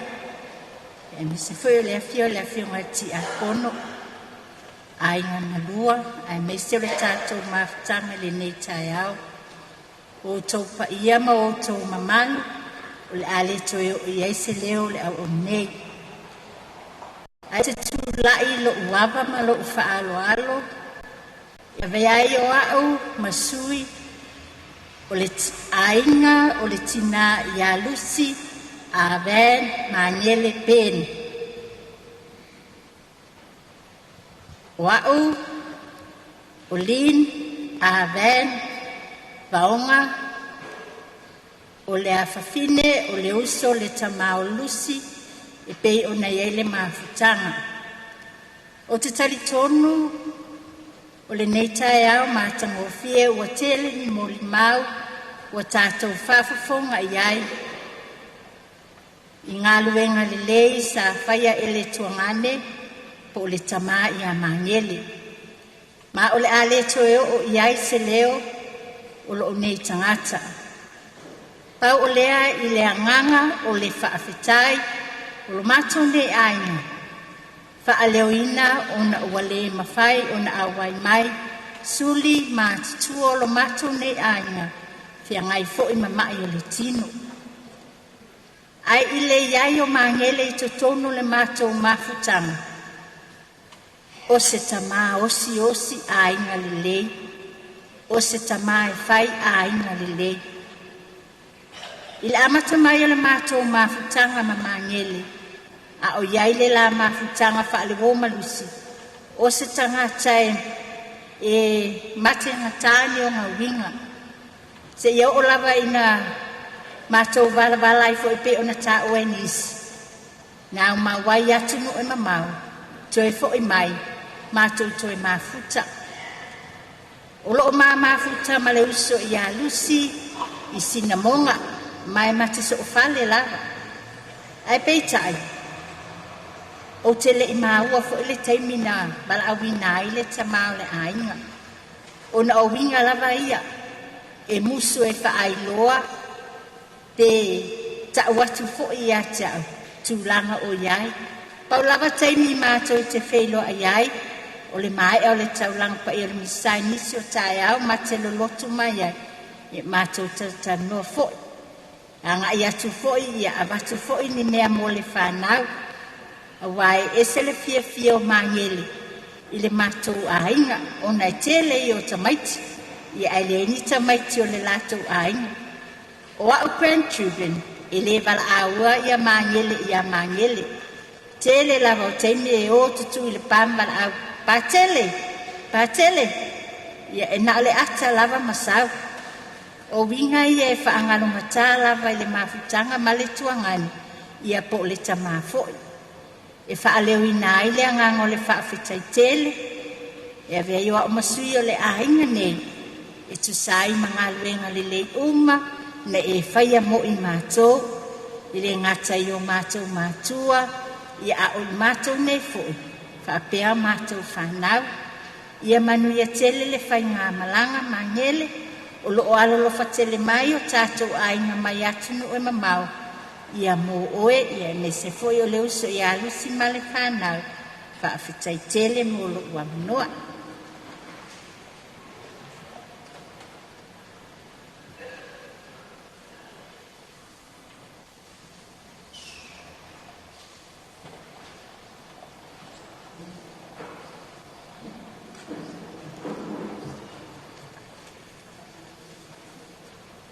Te whatulou i le paia na le afio le tātou wali, saka la meta o le Eucharistia.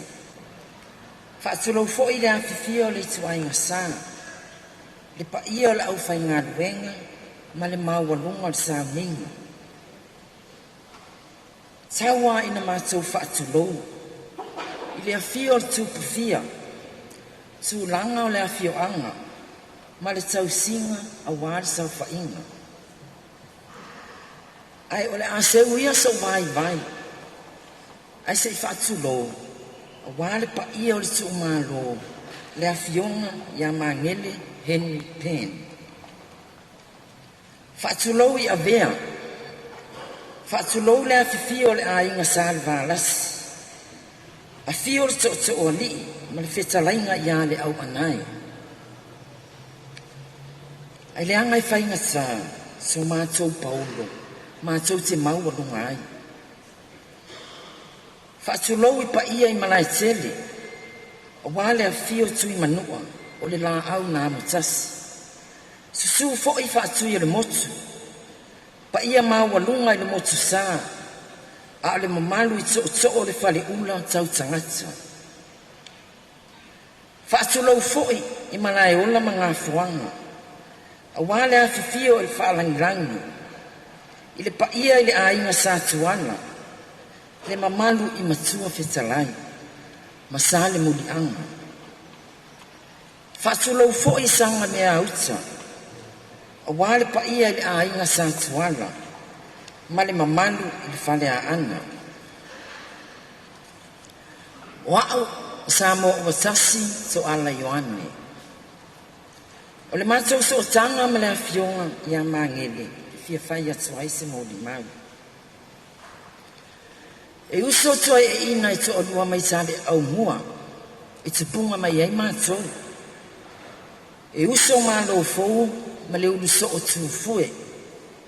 O mangele la o mā lo fou, a o mātou le ulu so o tūfue. O mangele o se tangata o si a inga. O te iloana mo le mawina la vai mangele a o mātou la iti. Le feosi o si ai o mātou mātua a o soifua. Tele o mātou whaalawe lawe tau vai mosu. Mau te I la vai le tutu atu mawaya. E a watuene mea e whai ai whaalawe lawe. Tele fo I atau nuu mai o uso mātutua mai New Zealand. O pusi o to'o o fono mavia. Mau te I leo o atu masea singa. E o atu a malusi, e le mawhaina alatu na oia. O mangele pe o na ta ua inisi mo le mau, tele ana ta leni. Le matou ngaluenga muli muli ana whai e mangele. O le sunga mau o matou mātua I vai mosu. E whai mea maalie, e whai tala whaapata foi. Na mātou wasia I leisi aso I sina monga. Ai whatoa fo I mai lusi mai lana siaki New Zealand. Ai whaapea mai mangele, ia nale. Nā lua vai fo mai anau saua le anga le whaalongo. Mātou o atu leisi aso fo I asias. Lea fisili atu I ai, o mai o lua. Ai tu I lunga mangele alua mai lana api. O le exercise book. E vase whaalava, vase I lunga malando. Ta ilo fo I api roll call sa whaia o ngai aso ia. Ale nā api, o lo wha mau ai le inuina o ana whala au. E tusi ai le aso, e tusi ai le taimi, e tusi ai le au whai o whala au. Ma le ingoa o whala au. It's a very particular blow. Whaftai tele lusi lo tausi. Ma lo wha maoni, isi o mātou tuangani. O tele nei tausanga wa aulia, ona o lau tausinga. Sau ina ia lo fangia peri tina pa ia malona alo. Lo soifua ma lo loina. E wha wai lua tiu te ua sola ai le uma. Wha ngata ai sa wha matalanga. Manuia tele lau malanga brother. Wha fitai lava mo matalanga.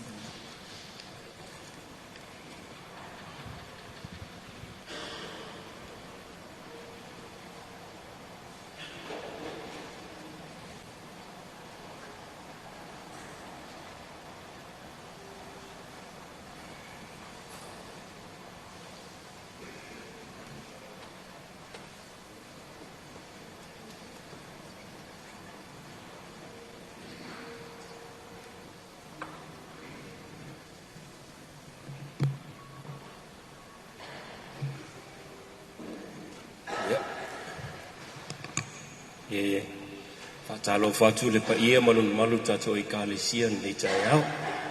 Sula au whenga luenga le atua. Le pa ia malun malu o mai o maasani ro whena whatasi mai. Whapea ia e o loo mai mua mai lunga le ea. Lai se I sau no mo si whanau. Ia wana whai o loa si au pani popol nei o Madeline.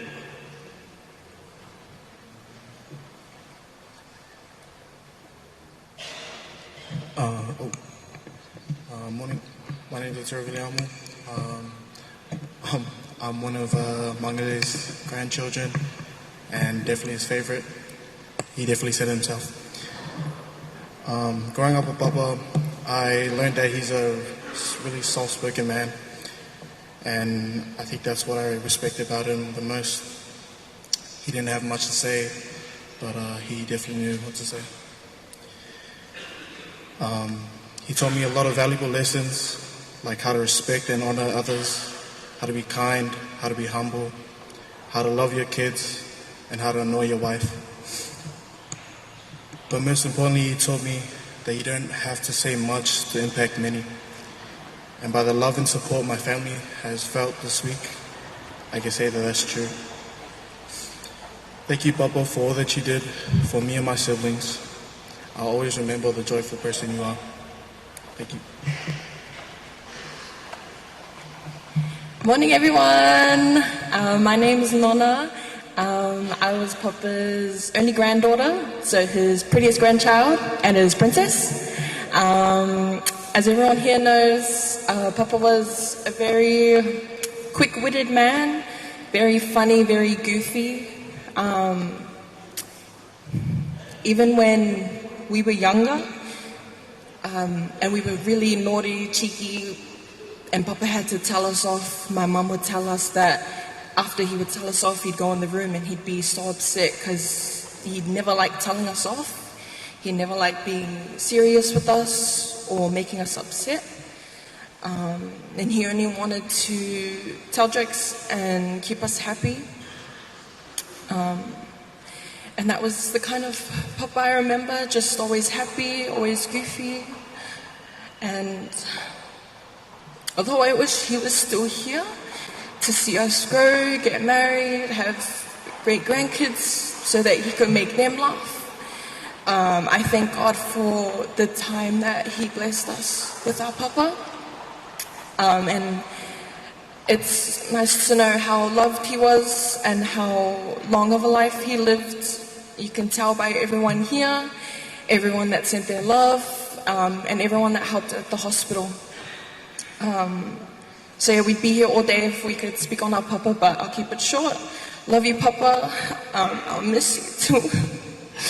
We can see you again. But yeah, love you, Papa.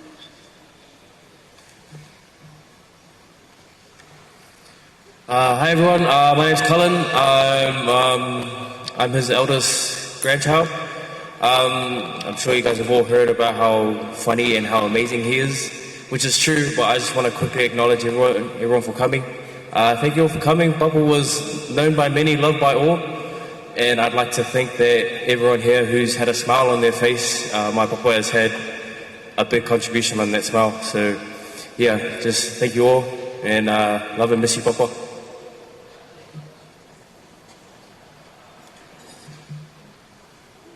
Sorry, it's me again, Olo Ingoa o Tangalo Tele, Malanga Matamali'i, Yuelu, Viliamu. As his son-in-law, I was lucky enough to know him not just as a father, but as a man who loved his family deeply. A short story I'd like to share. When I first started seeing my wife, I went over with a pusa moa to ask if Yonga Mangele if I could date his daughter. He laughed and he said to me, "Angai sau mase pusa pisupu o ave ma oid ko fai fa ko lua. If you bought a box of corned beef, you could marry her." I thought, this man is my kind of level. And not everyone here still has the blessing of living parents. If you're one of the lucky ones who does, don't take it for granted. Call them, visit them. Listen to their stories, even the ones that you've heard 100 times and come with a lecture. One day, you'd give anything to hear them again.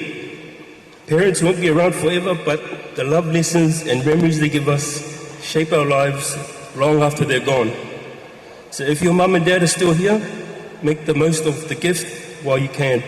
Tell them you love them. Spend the time. You'll never regret it.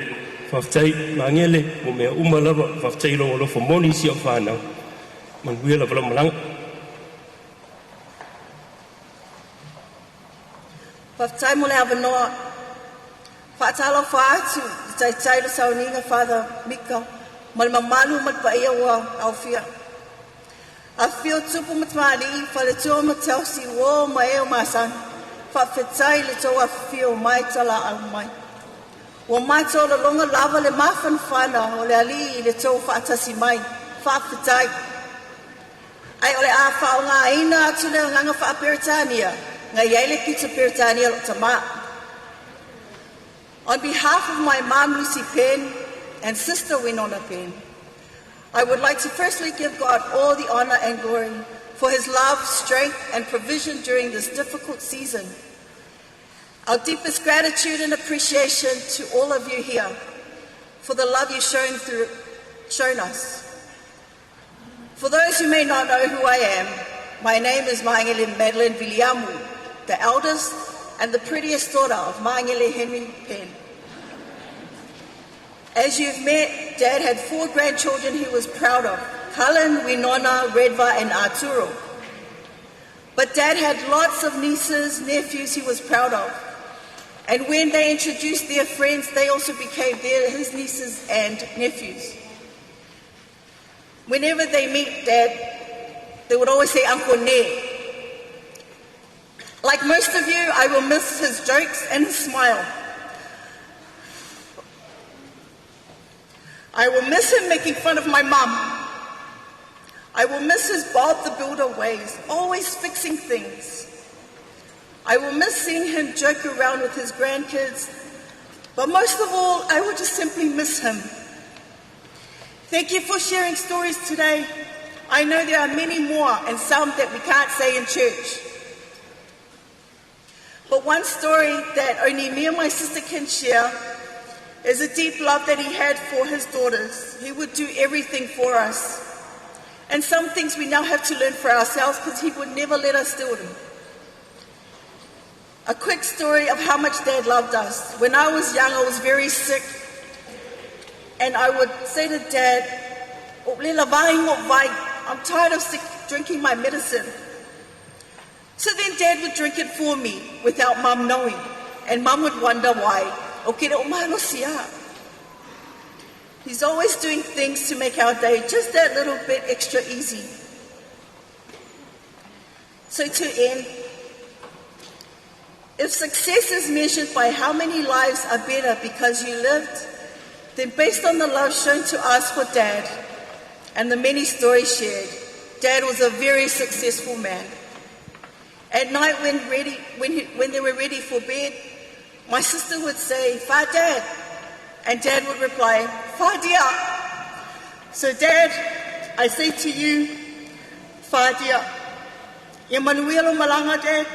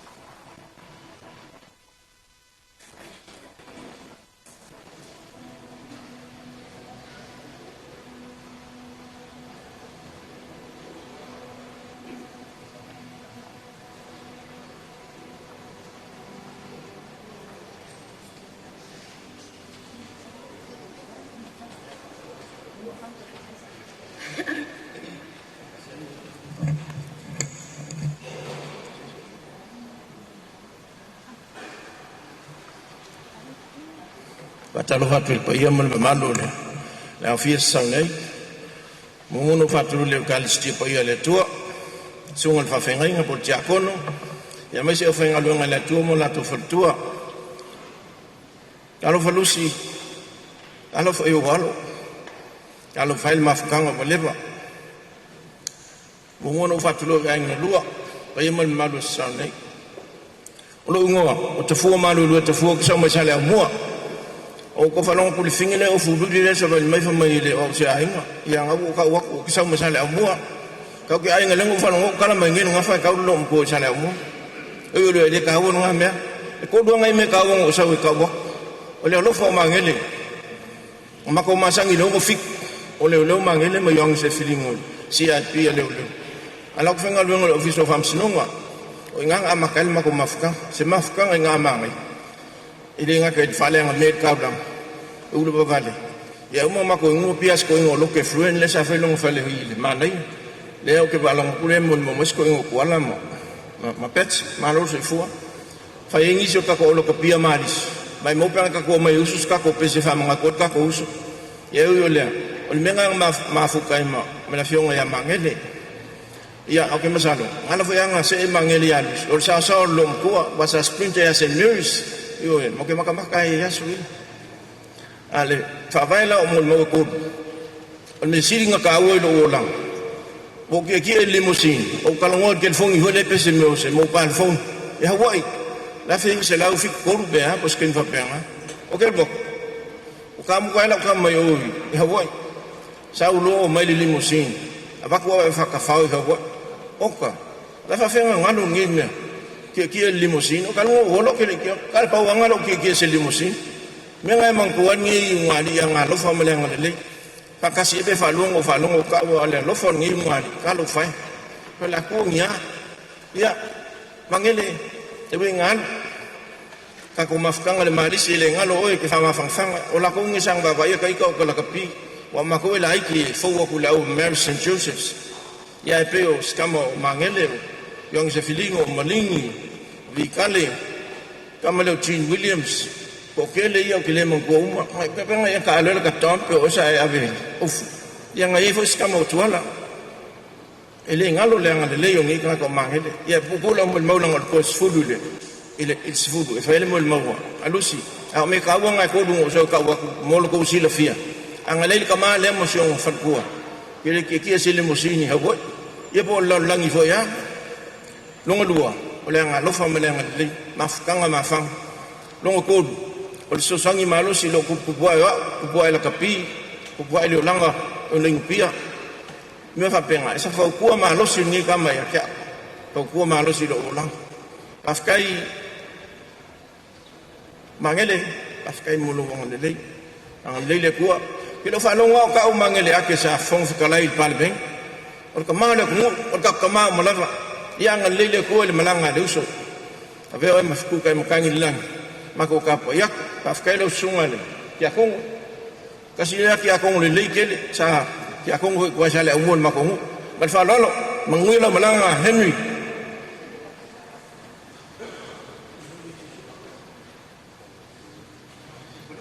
ya mo moana o fa tulo le fio Yesu no fuanga alofa fa sa alofa mo fo lo fa tu foi le manu mal pa ia o ta tu fa ta si le nei aso o lo wingoa o Katrina Pele mai tutuila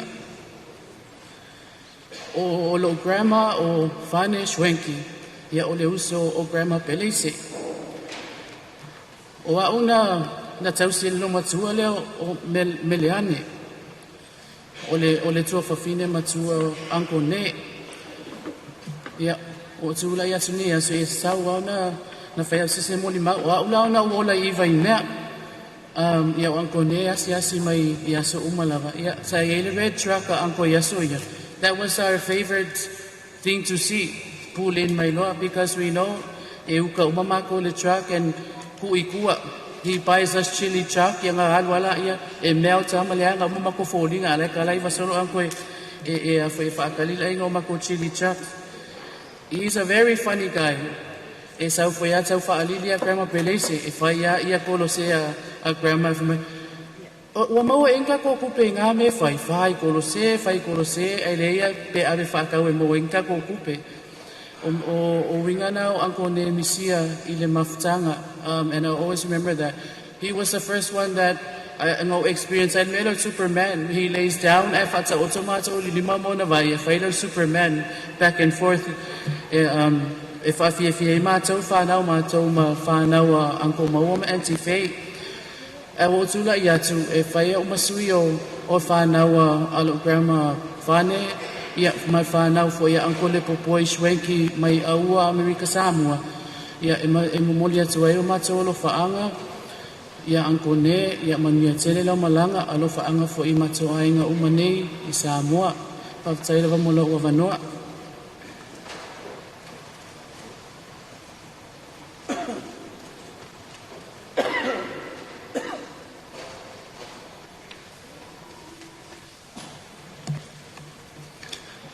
O te tatono leo tātou tau mo mai le siui o tātou moli mau sa fia finga lofa ia o le pa ia o mai masan le kalesia ia mai se foi le pa ia o le ainga malisi ia mai se foi o le tina no foialo pa ia ainga lua ia fai lo leo e fai mafonga tau moli o le afionga ia mangele mule toilenga ngafaftai tele lava to valvale alofa faftai leanga le lei faftai la auto fasoa mal mau ile soifua la le lei matango fie au nga e o le fionga ya mangele ia vi le tua ia tau ia ina ia fai le masao mangele loto soifua masomato ola au na ile tua e tele ni kalsiam fa mianga mo tato Wafa afetai,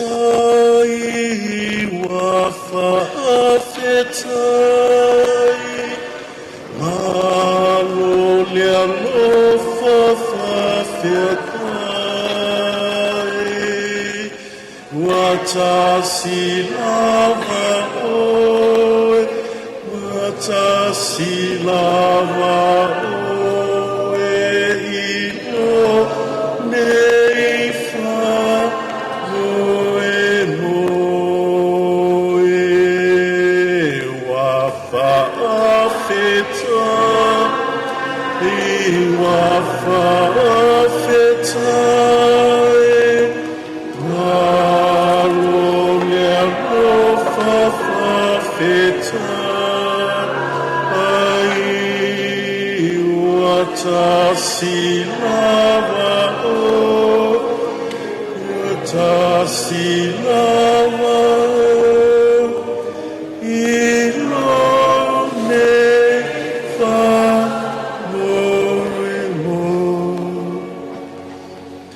Now the dwelling of God is with men, and He will live with them. They will be His people, and God Himself will be with them and be their God. He will wipe every tears from their eyes. There will be no more death, or mourning, or crying, or pain, for the old order of things has passed away. Tātou te talo. Tuna atu nei le nganga o mātou to male atua I o ao. O mātou o mai whatasi, I le nganga e tasi, I le nganga fia ma le nganga whaftai. O mori atu I o ruma. I le nei taulanga pa ia o le misa mātou whatonga le atua. Whamangalo, whamamama watu ia I le ola e whalawa. Talo ma whatonga I lau fio. La to uma o whano noa, ia iai le whama whananga sili a loa nganga, ai mai se whale tua ia lusi le nofo ia lo, pa ia ia inga, o mae mo mae, ai mai se lau e kalesia. Ono ke riso lo mātou wali I le suafo to maa ma le alo ma le ngang pa ia. Manuia tātou alo atu le taulang pa ia misa, whaktai.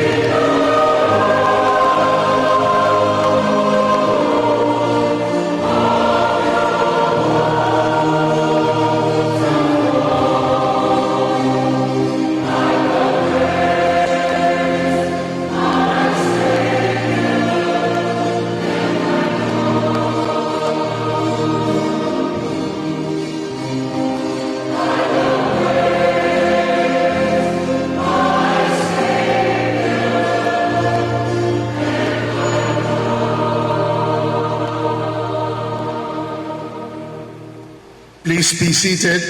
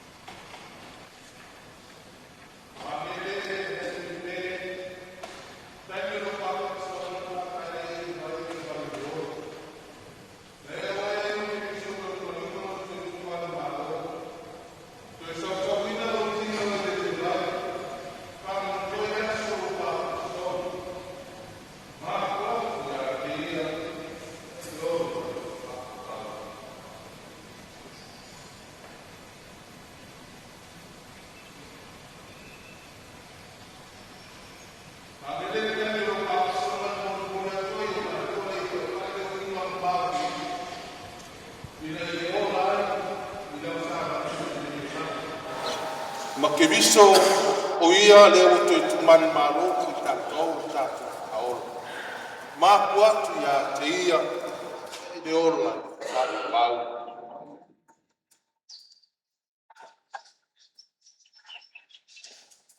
O ke pisolo tatou malama malea.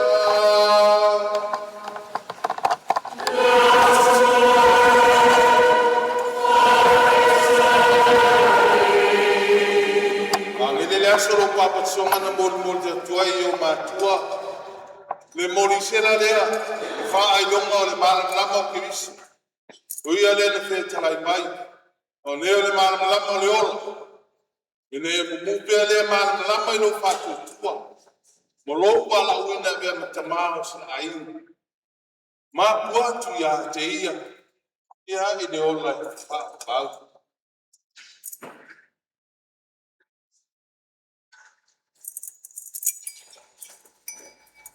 Kai no papa songa na e manava ina mana baola. Ia e nga te lea. Ia o lo wala win. I lau tautua. Ia i ne kalesia. Ne nga te lea o le ainga marisi.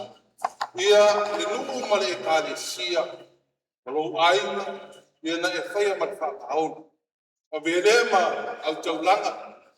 Nam le ai de la ai sa ni le tua de ko fe no ai ngai lo na malo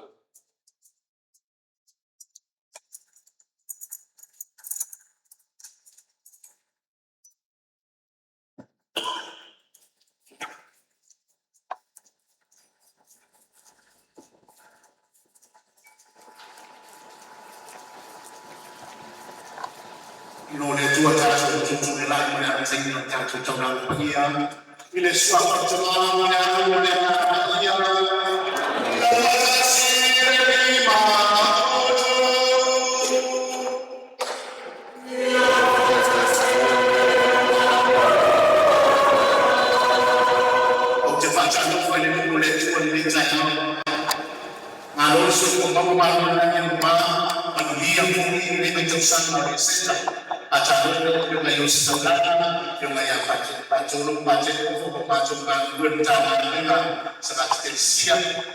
Fiume parte le taki fido ia o pulo mtanga wenga vai tele uta ia male ainga silfai ia mai lo fiume ti apono mal fartua o susunga I fa fenga I so o se e kanesia a fiume su mai tana mai o to au mo to fartua ia ile neita yao tato te faita ulanga fatasi ia male tama ia mangele Henry Ben o le mato e kanesia le fitu o fa penao na ngalue ai sa ngalue ai mangele. Welcome and thank you for being here and preparing this liturgy for our friend Mangele Henry Ben. Tama matene tuaya le malisi ma lo faftai lo to awai mai ia faftai fo ila auto te talo se tasio o lupe fa lele fo ia tama matene tuaya le malisi ia tato talo fa tasi le taulanga ia molona nganga. Ole mato mtanga wenga I le pea ia faftai fo ila auto te talo ma lo le awai mai o sule mafeoi o le to ainga le ainga o Manele Henry Ben o ana wo mai masani. Thank you for coming and thank you for being here in support of our friend, your friend, a father, uncle, Mangele Henry Ben. Ya male pele ale toina ya Mangele Lucy ya fatailo lotutele ya lotutele olae wa avatu ele atua Mangele e faia ni tala malie ale atua ele neita ya wa pouring le atua wa fie fa longo le atua ni poka malie yo le ala na ya lewa avatu wa iltama ya Mangele ya lotutele ya olae wa sao toina ile olae fa va o ka kouna lea ka penga ku ngai kaulanga pa ia misa ya tatu tatano ya mawani o tatu no fuanga fatasi mai leo lai fa babau. So on behalf of everyone here, welcome everybody, and we hope that this liturgy will be blessings and for all of us, and especially for our brother, father, grandfather Mangele Henry Ben. Ia o leo la tatu amata I le fato senga wani se o le tama ya Mangele tele fo yona le tonu ya la ilana tautua le ngata I tutonu lona ainga tama matene tua ya le malisi o le kale sia le fitu o lona nuu ya tato fato ese ile tua le tua mai ya le fa mangalonga ina ya fa pena na maua sona no foanga fatasi male au paia ile ola e fa babau. Please everyone be seated.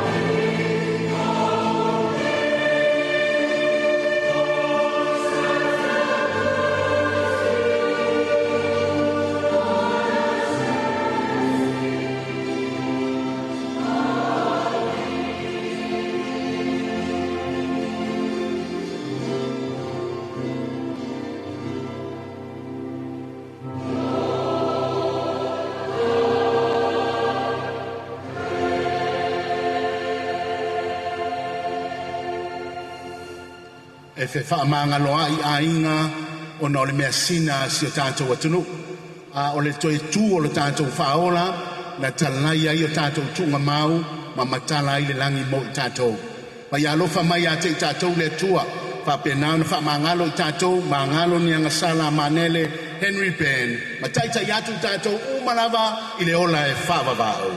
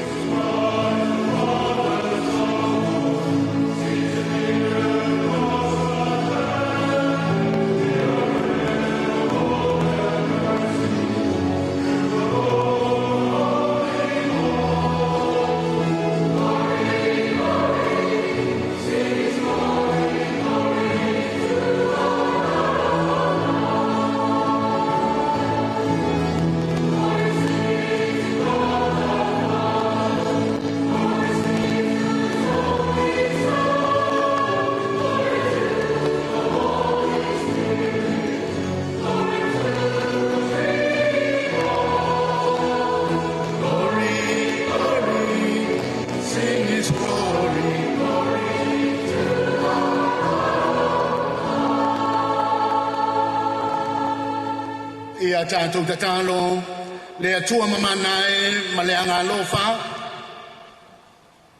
Ia au lo mātou tamā, lo mātou uso, ia mangele Henry Penn. Ile mamanu, ma le manu malo ke viso toitu. O le na alofa tele ia I mātou, ma ua maliu o ia, ma ua toitu. E au maia ia I mātou le ola fou. Fa mawhanawhana ina a inga o e wo whano noa o na lau wala au pa ia. Le tama ma teine tua ia malisi. O le mātou matanga luenga I le pia nei, ai maise o nana e kane sia I le fitu. O ana uo mai masani, o na a inga. O le tina ia lusi ma le whanau, o lona nu. Mai lātou umananga le lei a te ia mātou te tatalo, ia mapu atu ia awanga le lei o lau wa fio. Patasi, ma le au pa ia, ma le au angelu umai le langi, ia mana mātou sulfanga o sangata telesia Yesu, le tama mea. O la mātou o lenga le latu ia ke riso, lo mātou wali I.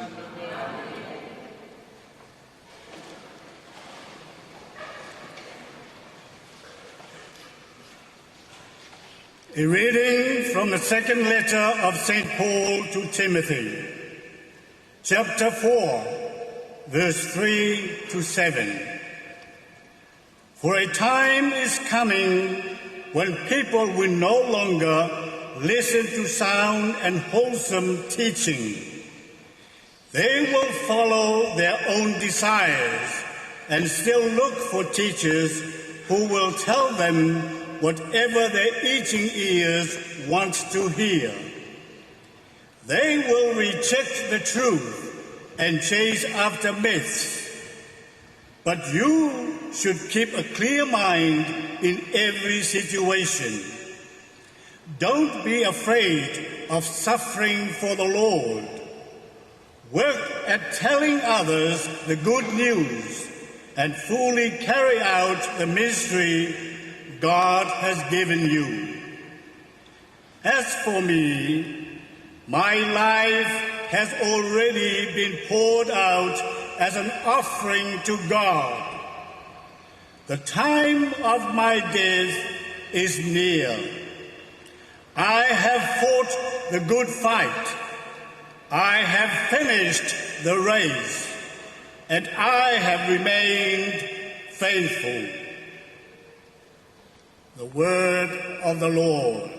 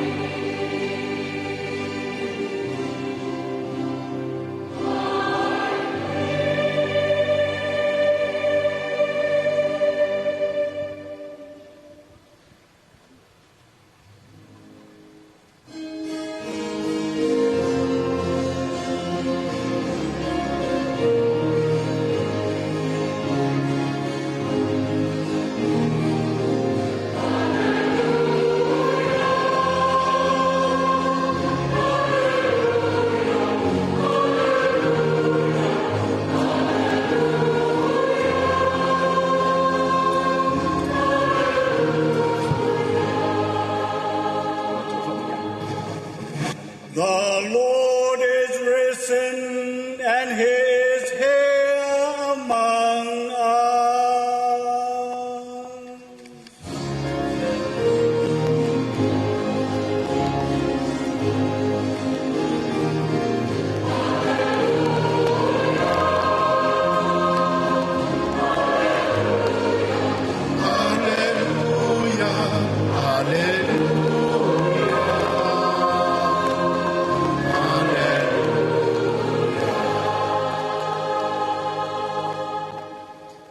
Ia fatasi le lima o tau.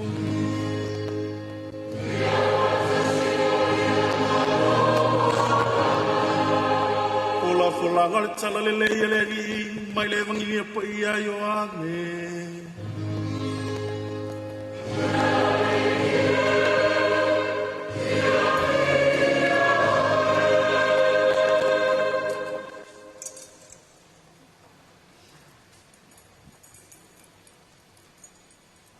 Le ai mainu, lo tino ma lo tot, mo e ia le ola e whaavanga. O au le aretola na luifo mai le langina, pe a ai se tasi le nei aret, o lai lea o ia e whaavau. Le areto foi o te avatua o lo tino lea, o te avatua ma ola o le lalolangi. O na whewhina wa ia i leo i utaia ua whapeane, e mawhai whape whea le nei tangata o na umai o lona tino i a te i tātou te a ai ai. O na whetalai atu leo Iesu i a te i lātou. E moni o te whai atu i a te o tau, a whai tau te lea ai i le tino le atali o tangata, a le inu foi lona toto, o le te tonu i a te o tau le olo. O le ai i lo tino, ma inu i lo toto, o ia te ia le ola whaavava. O te toe whātuina foi o ia i le aso ngata anga. A wao lo tino, o le mea ai moni lea. O lo toto foi, o le mea inu moni lea. O le ai lo tino, ma inu lo toto, e tu mau ia ia te au, o au foi ia te ia. O le talalele ia le aliki.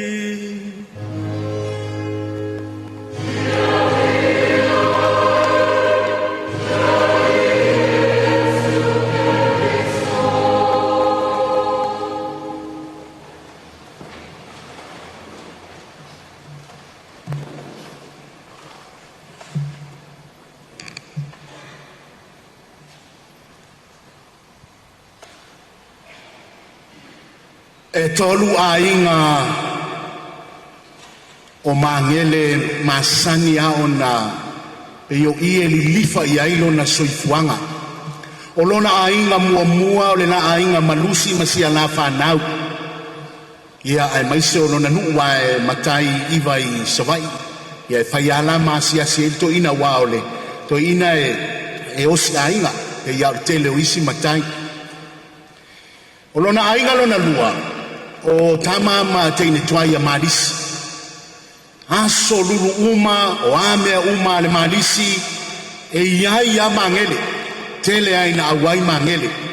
Ia malona ainga lona tolu o inei mato mtanga luenga le pea. Ia o tala uma lava ma whaasoa e winga i le malie, whaikala lusi, whaikala le ainga ma mio fo ia mangele. O ila vai lona au ainga lea e sabe waile le file mu e mangele. Ia se faisina utala i mea o kamakuai a marisi mea manga kuai e marisi. O anga saumoanga ia e kele nga faipe ave vesi marisi keimi e fai ei kala o kupe. E haru alua wa o marisi whapea kangaka ai e kekele lengi bank account a kamakuai a marisi. E ile si kaiminga e whaia enga le kala al kupe pe valus kursenge ea le palengi la iai. Ia e whai mai mangere. Wa ai i loa e le smoka ma le skopa ma whapea ai e kele nga ko kupe. Ai rei loa. Koe valus kursenge le palengi. A o lala iai ma le ai ka lafu al marisi. E a familionga sa whai ai le hoi. Whaahani mangaku. Ai oso mai le mangaku mangere. Ma mai kako woi right off. O langa kalanga kako woi right off. Ia anga me ole loan e ka kaungo kongi e fa mai e right off. Ia e fa penga nga kala mali e fo ilele e masangi o ngafai. O ina mako papakiu lea e masangi ngofo ai mangele. E alua le fa kaunga o papakiu ai. E ko akele ai ki ngā. Ia peka makueva ma le au vaenga I kaya. E alua wa kaude o mai fa kau fa ron ia mangele. Ia me ko kele o mai lo e fa kau au ai. E a fai wa kaude o mai nisi e fa kau ka ko papakiu. A o lai fai kai ho le kaudia wa le o mai ka ka fa kau. Ala wa fai nga kala ula nga manga kala kau fa dili foi den. Ole malia o kala ka malo ai ma sangi nga fai. Ia nga fa makala I le pou le kaimia o fai la ko au la kapia wa ole awalia. Wa fa longo nga amaka ia kala pu marisi aso ia fuiongo la ka mo fuiongo ole afale a marisi nga ia ia nga sipea la fuiongo ia mangele kala nga mangele kene nga sipea fuiongo male pou ia nga ia ai lo nga mua ai ia fa makala lo e mangele me la ko ka longa la I ka dikama mo ka kai mi fo yo o mai mai da wa mo ka kai le apia pak halu wal ka longa skoa mo ka ya skoa maris la umar ka longa ala se furu mo ka I le ongo maris la ko le kele skoa le nga se furu le ongo e fai foi si pelo pa kere la foya ai pelo mari e wai fa pe uma kala maget o vengi me lima skoa le nga se furu le ya lua fai mai sala lo mo ka I luma kongu a le po o le ala fai mai lo malau fa di last play sa vali a kulo mamangene fai lo la fi nga marpo fa kulo le po e sikalam wai malo silan sikalam mo maris kulei ia sikoa awai lima ayo sikoa se furu kasi ai lo leo maris ai se furu mo ka ai la ku mangere mai le ai arpo ai fa ku ele po arpo la lo nga le ivar sku ai fa mai mangere ka wal fa ngal bola po sa unyo le la arpo ia nga la ku mangere wa fei kai marisi ia mangere le la alsa o winga nga uma nga arsala uma markaloma iva marisi as furu mo ka la kua mangele fa ku le polo sa vali mai loi kua makilo I lungo po au makua fei kai amari sir kai minga nga waku al kamalo ale polo ova si lungo limo lo fali o aku mako kingi ova fa popo le sikol ko aku se vai o mangele ova fa popo le sikol ia malo ai lo maris ia fa mai lo mangele vai la nengar fa mal common sense ele se pelo a patele le fa mkala o tala fatu fa samoa o isi me mga kuwa ni ka komang se o fongo ia le au ko fik luk palang ko va ai me la ba nga ye pepe so le au ku le amangel e ia ila funding al va nga le mo ka nga ka mali liu ia o le fa nga la le funding ala va nga ia nga ola ko wa fo ia ele ai mani funding mama ko ngai pa kele ia le la nga fa me lo mangele le sifo fai ma fai se kupe ke o ki pa ke mi ka o fa ku ya mangere alu la de fongo verso le fa ali ko ilo manga fai lo le fongo ala ku la mangere o le kala ngo o ve vesi ala le au ko le ile kala ngo nga o funding se ilo nga la ke maliu fa ko ava ku la u afe ke ia le au ko le fiku la de vesi ai si ya ku le mo mangere me mangere fa mole ape ma fai nga advance mai la ka lu afe se io ka le ala nga o le ku o nga lu afe mai wa pe la ka TV ai le mai lo ne ai se ma o malusi make ko honeymoon ku ai le ya wa la fo la mga lusi e o honeymoon wa ma ku fe ko ila lo ko fiku ya mangele va e fa pe ngan fa ngol ka ko fan fa ka di se yo me le lo ko fiku ya mai lo ya o le lu afe mangele fa mo le ka ngoi ke wanga kala mali ngai esele oso akuai pa kongai kenyo live vesi ia se le kalesia e fapenga foi kama makengi kuai ya maris ola mori maula muri na i amane o ula kiki wa ke la kiki o wa onga sa i kanga luengare au va ai loa ai fa poi po mangele malus i farsale ai fa mangale kala le mori mau mangele o mangele ai le kaiminga nga mingi mai ai mangele I alusi ae o ke le loa se si kako liko piko sili o nga malosi e pei o ngaka leo mange o le loku I kae au o le loku I aso sa uma o mea le au loku e fai fa pe o sa onga ia o ngaka liu loku so ai sau ma le loku ako onga lea pao ala o kenge urusi pa e kenge le pea kama sa va I liu loku e ai fiu e koe fea koe aru le whakasa malo le ai o le Father Son the Holy Spirit lau ma le losaria o whapea o e whakasa le lei ngai a le koa kele o isi e whakasa I e li riu mai koe fo I ne mea kongo mai ai e whamaruru aku I sunga I whawhea ngai ngare whakasa le ia o le riu loku al koukama makua pesta na saoale o le kala a mangene nga whai e le ai masakangaka le anga I riu loku e sau le lei a fai anga le loku ngai ai e ke sau fo e ke liu loku e ke le anga fo ya e la fa mai mange na la ngo liu loku le kakoliko o ngole au le leo ka le urusi yo le minga pe o le apu urusi ako va inge le o le aka le urusi la kiki o le aseka le le minga o le me manga ya ile o la ngonga me urusi au kala ia fai wa e sa oi mange na e ari ni usi le vai fo mai anga sa wa le la ngonga ma se pe ya le lopo a me anga fo mai nga fa ya o nga wa tadi e ma se ke upusi ai le fa pe anga le upu ma nei au le nei tai au o le ai mai nu I lo tino ma lo toto e maua ia le ola e fa ba o le tino le ma le areto le ola e fa ba au kako maka ngei I le toe tu ma le I le maliu ma le toe tu o le tatou fao o le maliu o Yesu ele o le tatou sa o le tonga le na le ai na maliu Yesu ma toe tu mai na nofo Yesu e tapena I tatou au tatou va aila I le tapenanga le a Yesu o le tapenanga o le sakalameka o le Eukaristia le tele o faalinga Yesu no na auso o le faalinga Yesu I malanga le auso na o e mau o le faalinga Yesu I lunga le matafanga I no na auso o le ale mea na faali Yesu na si inunga Yesu le areto fai mai o le ai mainu I lo tino le nei ma lo toto le nei maua ia le ola e whababau. That is the message of Easter and that's how we gain salvation and eternal life.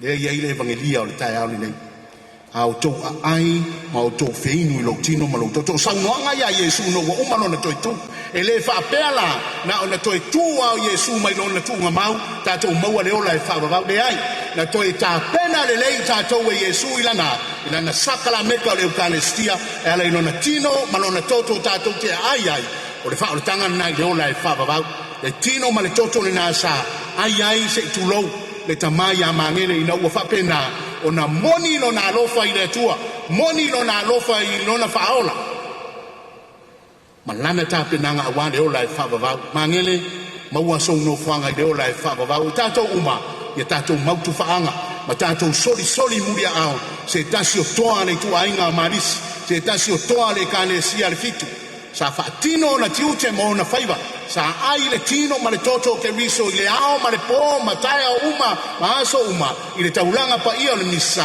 a waso na sau le ola e whabavau le ala ua manino au o whala maua le ola e whabavau mo le tamai a mangere soa wharitama e ano ma le anganga pa ia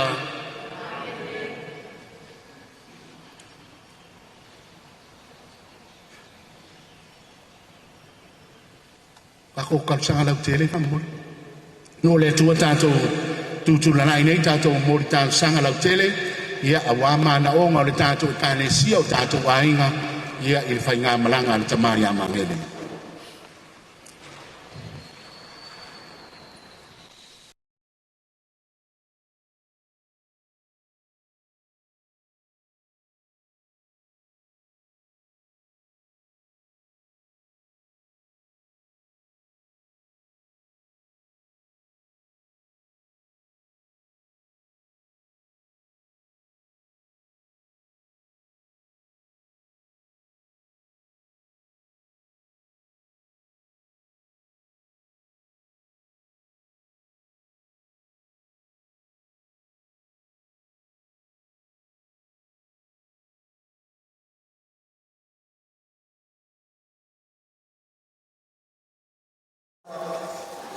us.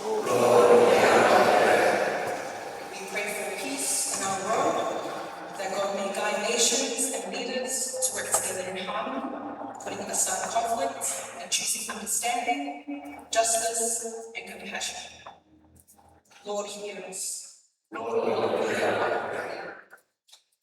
We pray for all the faithful departed, that they may be welcomed into the light of God's presence and enjoy eternal peace and rest. Lord, hear us. We pray for strength in times of weakness, that the Lord grants us courage in times of fear and faith in times of uncertainty. Lord, hear us. For our own personal intentions and for all who mourn, that God may bring comfort and peace. Lord, hear us. We also ask our loving Mother, the Mother of Magdalene, to intercede for us and for Hail Mary, full of grace, the Lord is with you. Blessed are you among women, and blessed is the fruit of thy womb, Jesus. Holy Mary, Mother of God, pray for us sinners now and at our death. God, our loving Father, these are our prayers.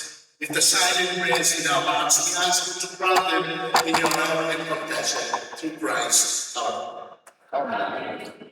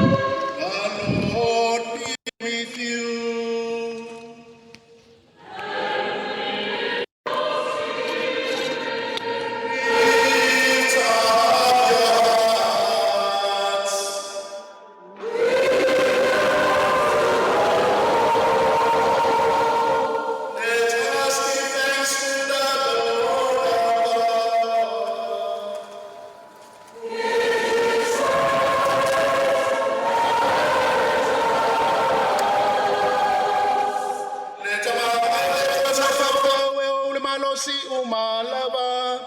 O ia o lena toe tu mai leo tina tawhaia tolo mātou whamoi no na toe tu. O le whanoa no leo tina tupu mai ai le wholawholanga fia. A wawa mātou maua i le ola e whawawau. Le ali e molo nu whātua tu o le ola ua suia. E le i wha umaina. A o ti le tino lo mātou no whanga whalalo nei. Mātou te maua se no whanga e whawawau whātasi malaua fio. I le ola e whawawau. Mao le ala foi le mātou te fiau whātasi mangelu mao le langi. Mātou te whairo atu lo malu ma mātou au ai lātou pese whaitu mau. O lo vi inga.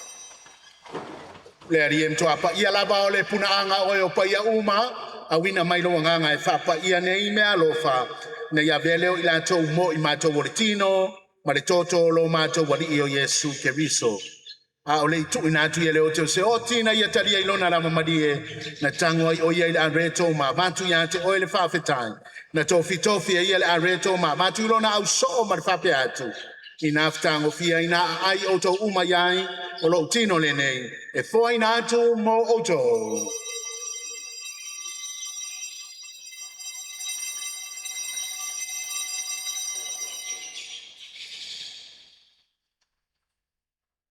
Ina ua mai al tau maftanga na tango fo ia le ipu toi amatu ia te oe le whawhetai ma le vi inga. Tu atu le ipu ilo nau so ma le whape atu. Ina aftango fia. Ina whinu o tau uma iai. O le ipu le nei o lo toto, o le toto o le whenga inga fo ma le whawawau. O le a wha maringina mo o tom tangata uma, mo le wha mangano ina o ang sal. Yo tau whaia ne nei sauninga, wha manatu ia te au.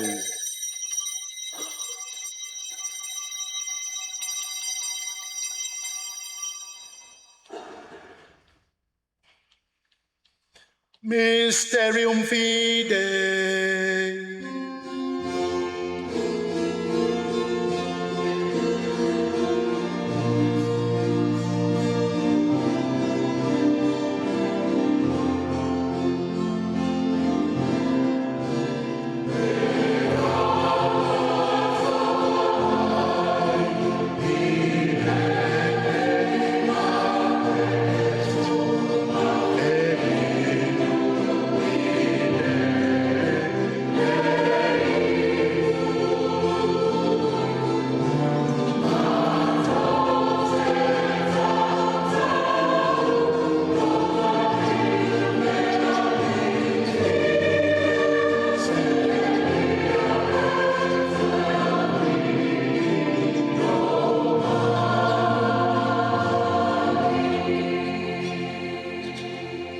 I le whamana tunga o lona maliu malona toi tu mātou te momori ati ati o le tamahai. E nei a reto le ola ma le nei ipu o le whaarutanga. Mātou te whaptai ati ati o ne welo ia mātou o malawa e tutu iau luma ma au nātu i ati oe. fesoasoani mai a matou uma o e mautufaga le tino ma le toto o keriso ina ia faatasitasia matou e le mafutaga e tasi e le agaga paia. Le alie mantua lau e kalesia o lo tape lalolagi atoa. Ne o mātou ola i le alo fatasi. Le o whalo mātou ta māpaia. Mo se selo mātou ake pipo male i tua insaun. E mai se lo mua po tu mai le whai ngātou langa. Ie manatua le tamai a mangele. Henry pen le na vala wina mai le o langa. Ie le papa songa na o tia fatasi mkerisi. Whapena fo na mautofi. Ilo na tu. Ia manatua mātou so matua whaafine. Wa fui atu lo lātou mālolo ma re whamoe moe re toi tu ai. Ia e tari ei lātou whaatasi matangātu māri li uma i le mālama lau a whio. Ia alofa mai te mātou malama. Ina e mātou a ngā mātou te awai whaatasi i re o la whawabau. A māri a re tina tau kore atua. Whaatasi mā apostolo. Ma re au pa ia uma. O e na whātina ina o fina ngā le tupulanga uma. Mātou te whiwiwi. Ma whānene whātasi mā lātou i au a whio. E a lāti lo alo. Yesu Keriso. Through him, with him, in the unity of the Holy Spirit, all glory and honor is yours, Almighty Father, forever and ever.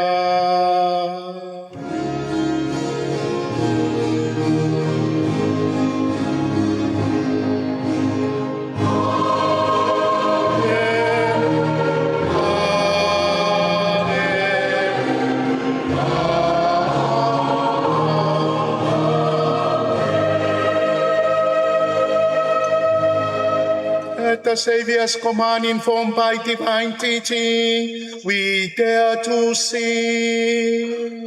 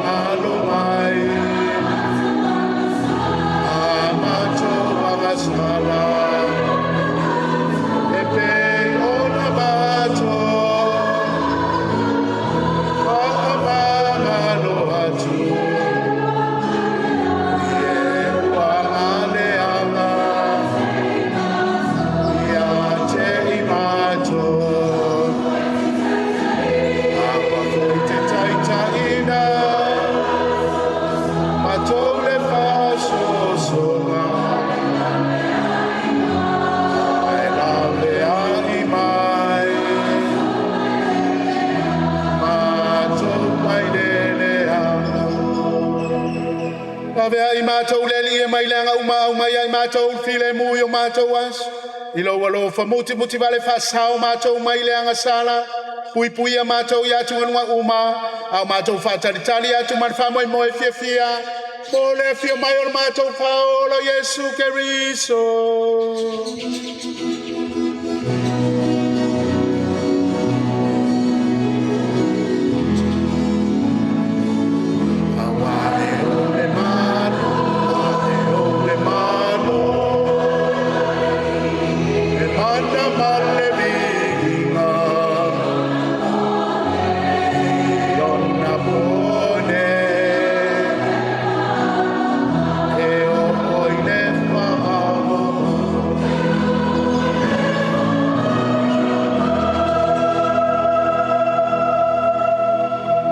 Yesu Keriso na fetala yatu lo au apostolo tu ati ate o tau lo filemu o lo filemu e fo ayatu yate o tau awane esi da sila mai mato wanga sala ai si sila il fato tu o la we kanesia fo ai mo mato lo filemu manitasi o lo malo le we soi fo ai mo fa avau lava tato ia fatasi de li imoto Tato pasua le file mu ke bis.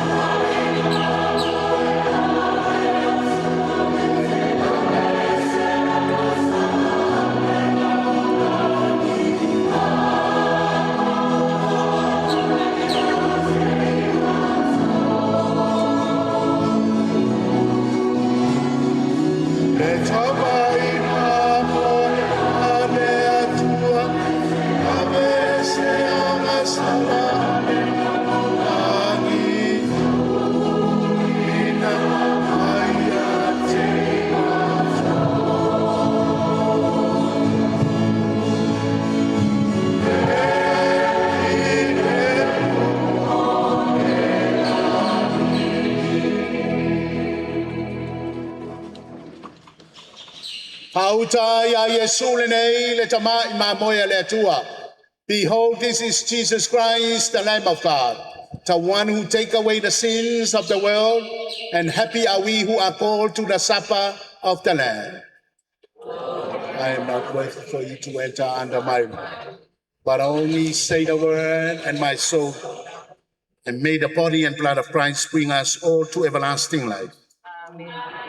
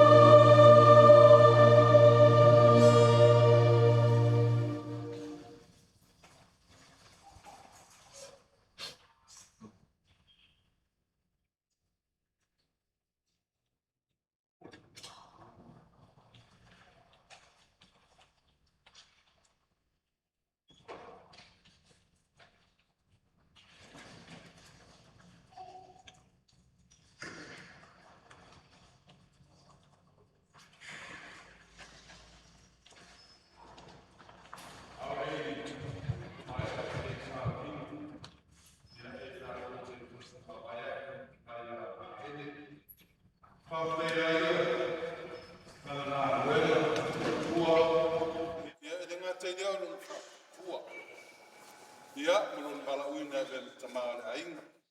E tātou te whawhai ai te tua. O lana mea alofa tā ua.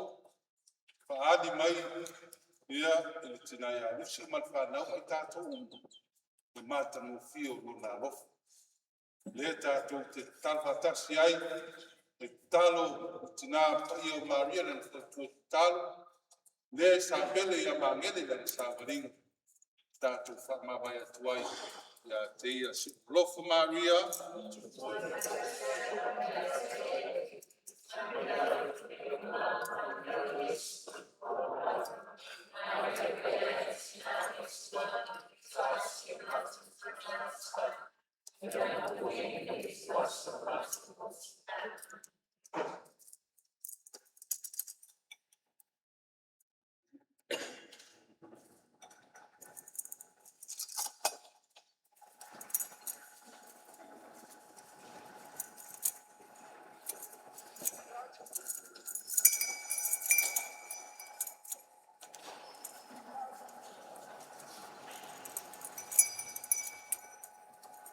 Mai asa ngā luenga u wala wina I tātou wene.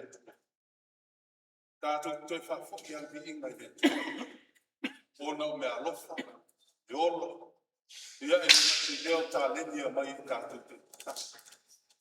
Tātou toi whawhoki nāre piinga I le tua. Ona o lana mea lofa lea si fua mangene. Ia na launga nei pātene matala talan mātunu fie. O lea mea lofa na mai le tua manu tālene. Nāwe ia mangele whatino ai no wala winu. Le tātou te whawhoki e te inga ia te ia. O le vinga tamama le alo mane ngā ia.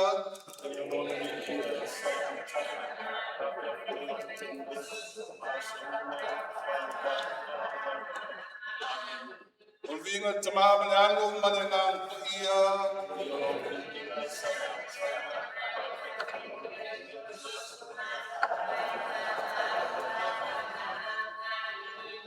Vinga tamam le alo malenang paia.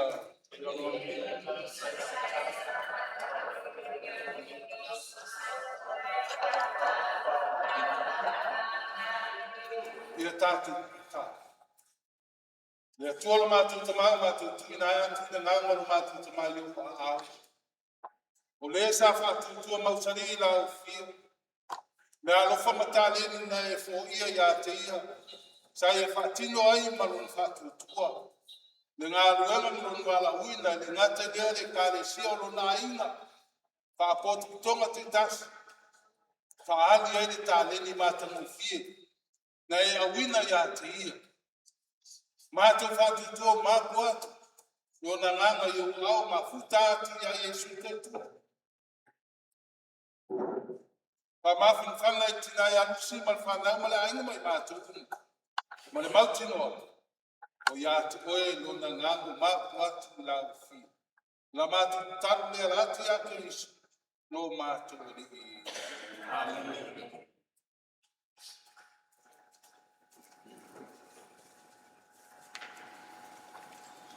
Ia lava o oe ngara me ta manu to whai malapa na tai malapa. Ilo tawa parama mai uwhi. Whakati manino foi a uto māte patenga. Ina o pātonu reu mai kolanga. Pēnā mai le tāma I le māta ngā sawa le mai le tōngi tui minu. E ai tau malele a paia ma mamanu a Samoa. Kau paia ma mamanu le tua soifua. E tu mambele I le whāwawau. Whāwawau. Whāwawau lau. Ai a vea ia le leo tau whāwawau. Wala fio atu trai dolo. Fio atu magele. Sai dale foi le fo tamao le mumanu. Le kuo ya ngai sa sulu tamoni. Ya fa pe foi o to fa bon. Wala fio per mamea. Fa pe foi te marie. Abai se foi le kuo ya no pau. Le no foi ai. Na tu sa vai do. Lola, saka la meta, mal sa, ai no fenga be fio no fenga be dofu no po. Fio ai no fenga pater. Dala no fenga tai tu sa be kai pamalo fa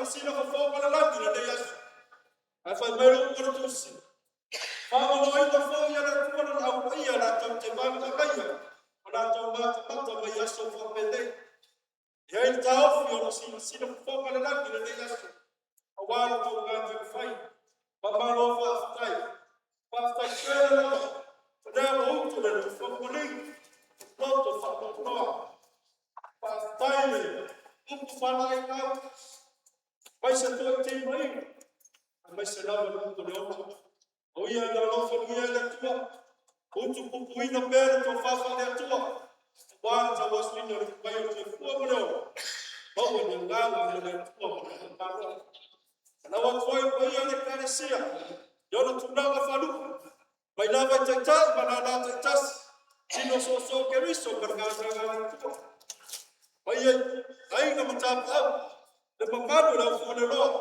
to au fa ma no fa tai le lo to fa to le ke le no fa no ma wa no ma de yas ya tai na le fo le ma wa no ma socio ta ma to ya manis fa ma no fa tai le ma wa no de yas so no to wa fi mai on fa pele fa mo la ya so ma to fa talang o ne wa o tau nu mai tato tau mafutanga a mai au na ma fa sona tu leo le sa so na tu tama a leo ta pena tau mafutanga i fa fuan ton pa na sa te ala ya o leo wa ta sa mai ai na mole private burial tato mafutanga ona o le fa ya pila pa le fu tanu ma ya a leo mai ona ta pena ina le mafutanga tau mafutanga ya kufikia ile tu kawole kawotele wala tusimale kabega ile tu aye yainga mtambo au jamaa langi mamba hawo ni sogoro kwa ndango kwa mfano na ufule doa banwe namba tanto mafutaka ile yaso sofua aye banwe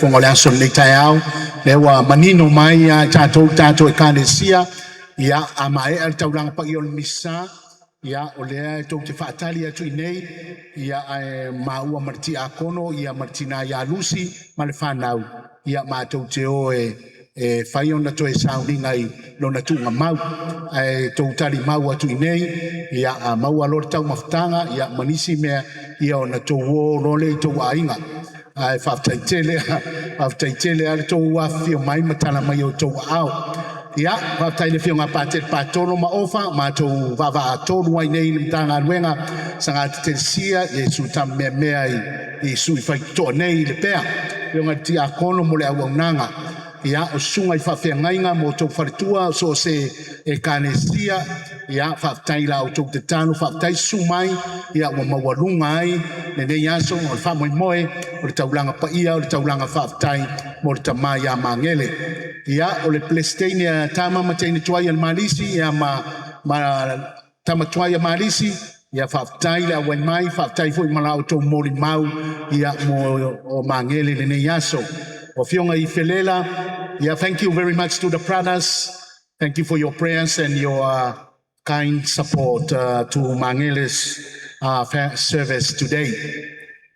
E ngofo ngua ngai kamai kaisa sisters paptaitele lava i lau tou tatalo i lau tou tapuaʻiga ia ua maualuga ai foʻi lenei aso o suli ma feoi o aiga o Mangele aiga o lona tamā aiga o lona tinā ia ona aiga i iva i savaiʻi ia faafetaitele lava faafetai la outou faamaopopo foʻi ia ma lo outou talitiga ia ma fia mafuta ia i toe sauniga tatou tamā iā Mangele ia o le matou e kanesia le fitu nei le pea fioga le taitaifono iā fanene ia ma le paia o le laulau ma le paia o le matou e kanesia i le fitu ia faafetaitele manaia le tapenaga o laviiga o le atua lenei taeao faafetai faafetaitele lava i le tapenaina ia o toe sauniga o le tamā iā Mangele ia upu masani a le atunuu ia Maliu se toa ai toe tu se toa ia e whaaua le ngā nuenga sa whape nā o na whaia e le tamā ia mangele. Mo vi inga mātango fio le tua, everyone beautiful singing. One of the best choir in the world is our choir here, 7 o'clock in the morning. Whaftai apuru mo vi inga o le tua.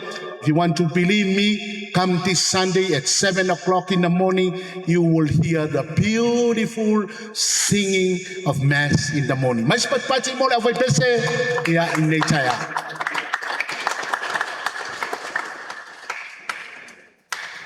Mo Lucy ia e whaahi ua tuan tala pātele ia te o nei taia loto tele o no sai ia ma e maua le whapalipale toa ngai tatalo ma si au whanau marona ainga ia manuia Lucy la uwhainga taulanga ia lea walu le tamao le ainga e tā pena mai se no whanga mō tātou ia mō whai atu o lai mana o mia. God has a sense of humor.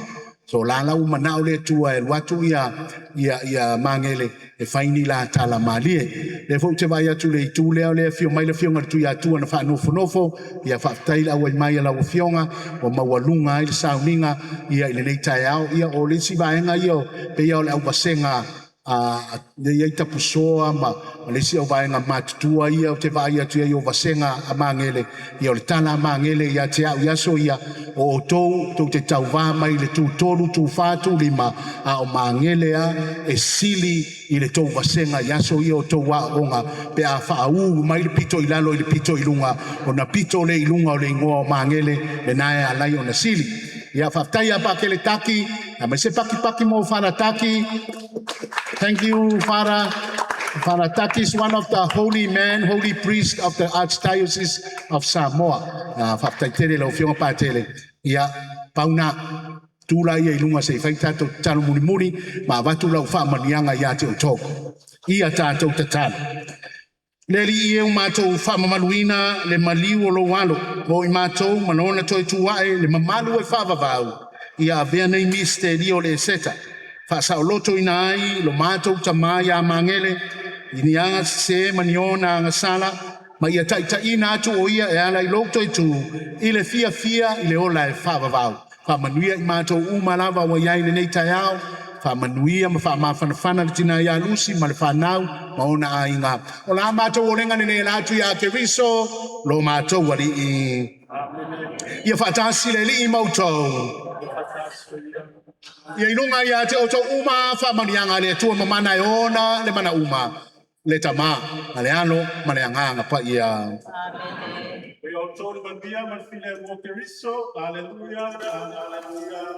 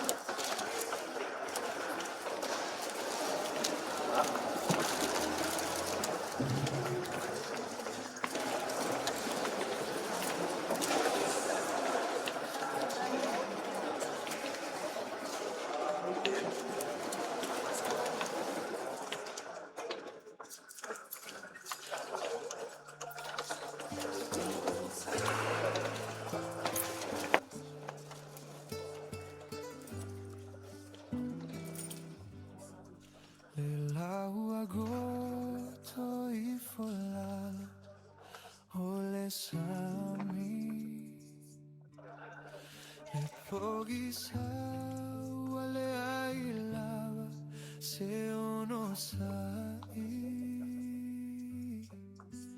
ai se awe sola ai lau pele ai wale mafai ona tatali lo fiavai ilo matai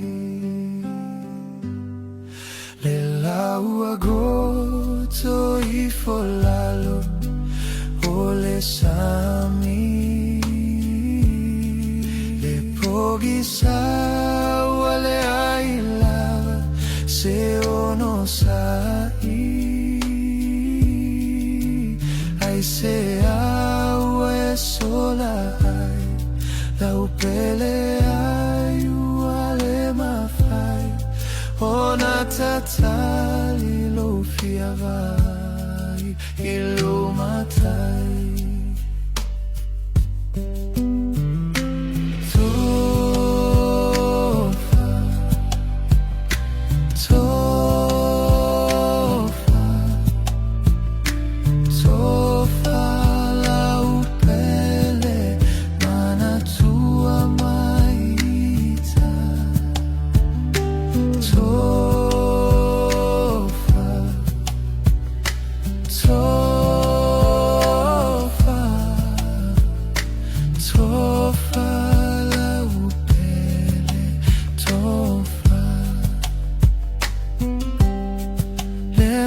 Futaga aloaiga uamotusia lema futaga mao lewa misia sauna e alu e feilo ai malo ali o ile lagi tapua tali maya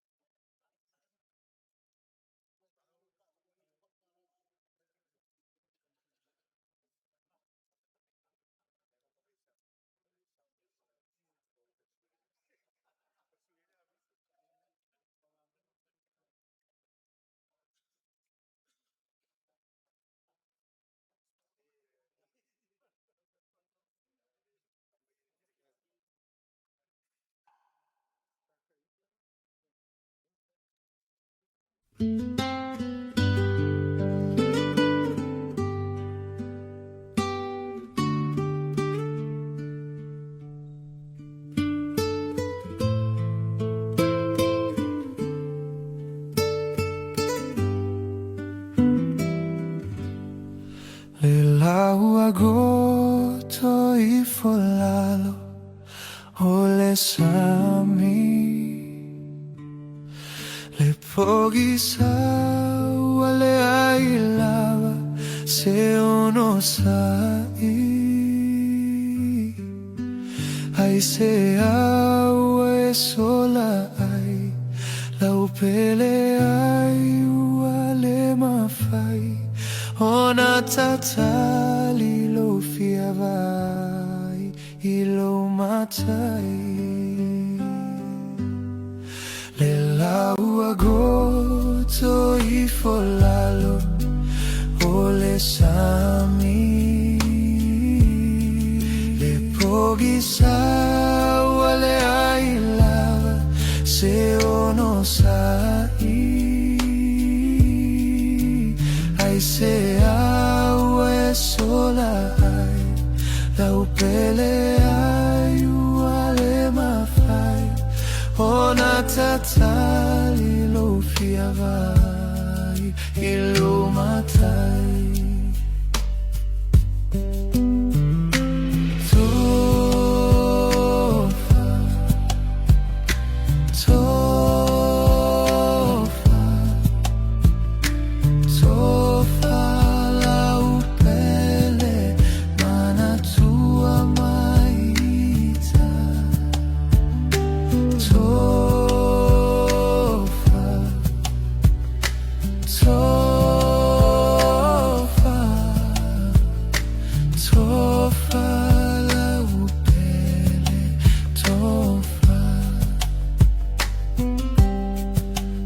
Mafutaga maluaiga uamotusia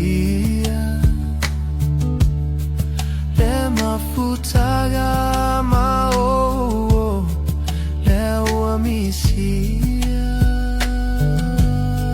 sauna e alu e feilo ai malo ali o ile lagi tapua tali maya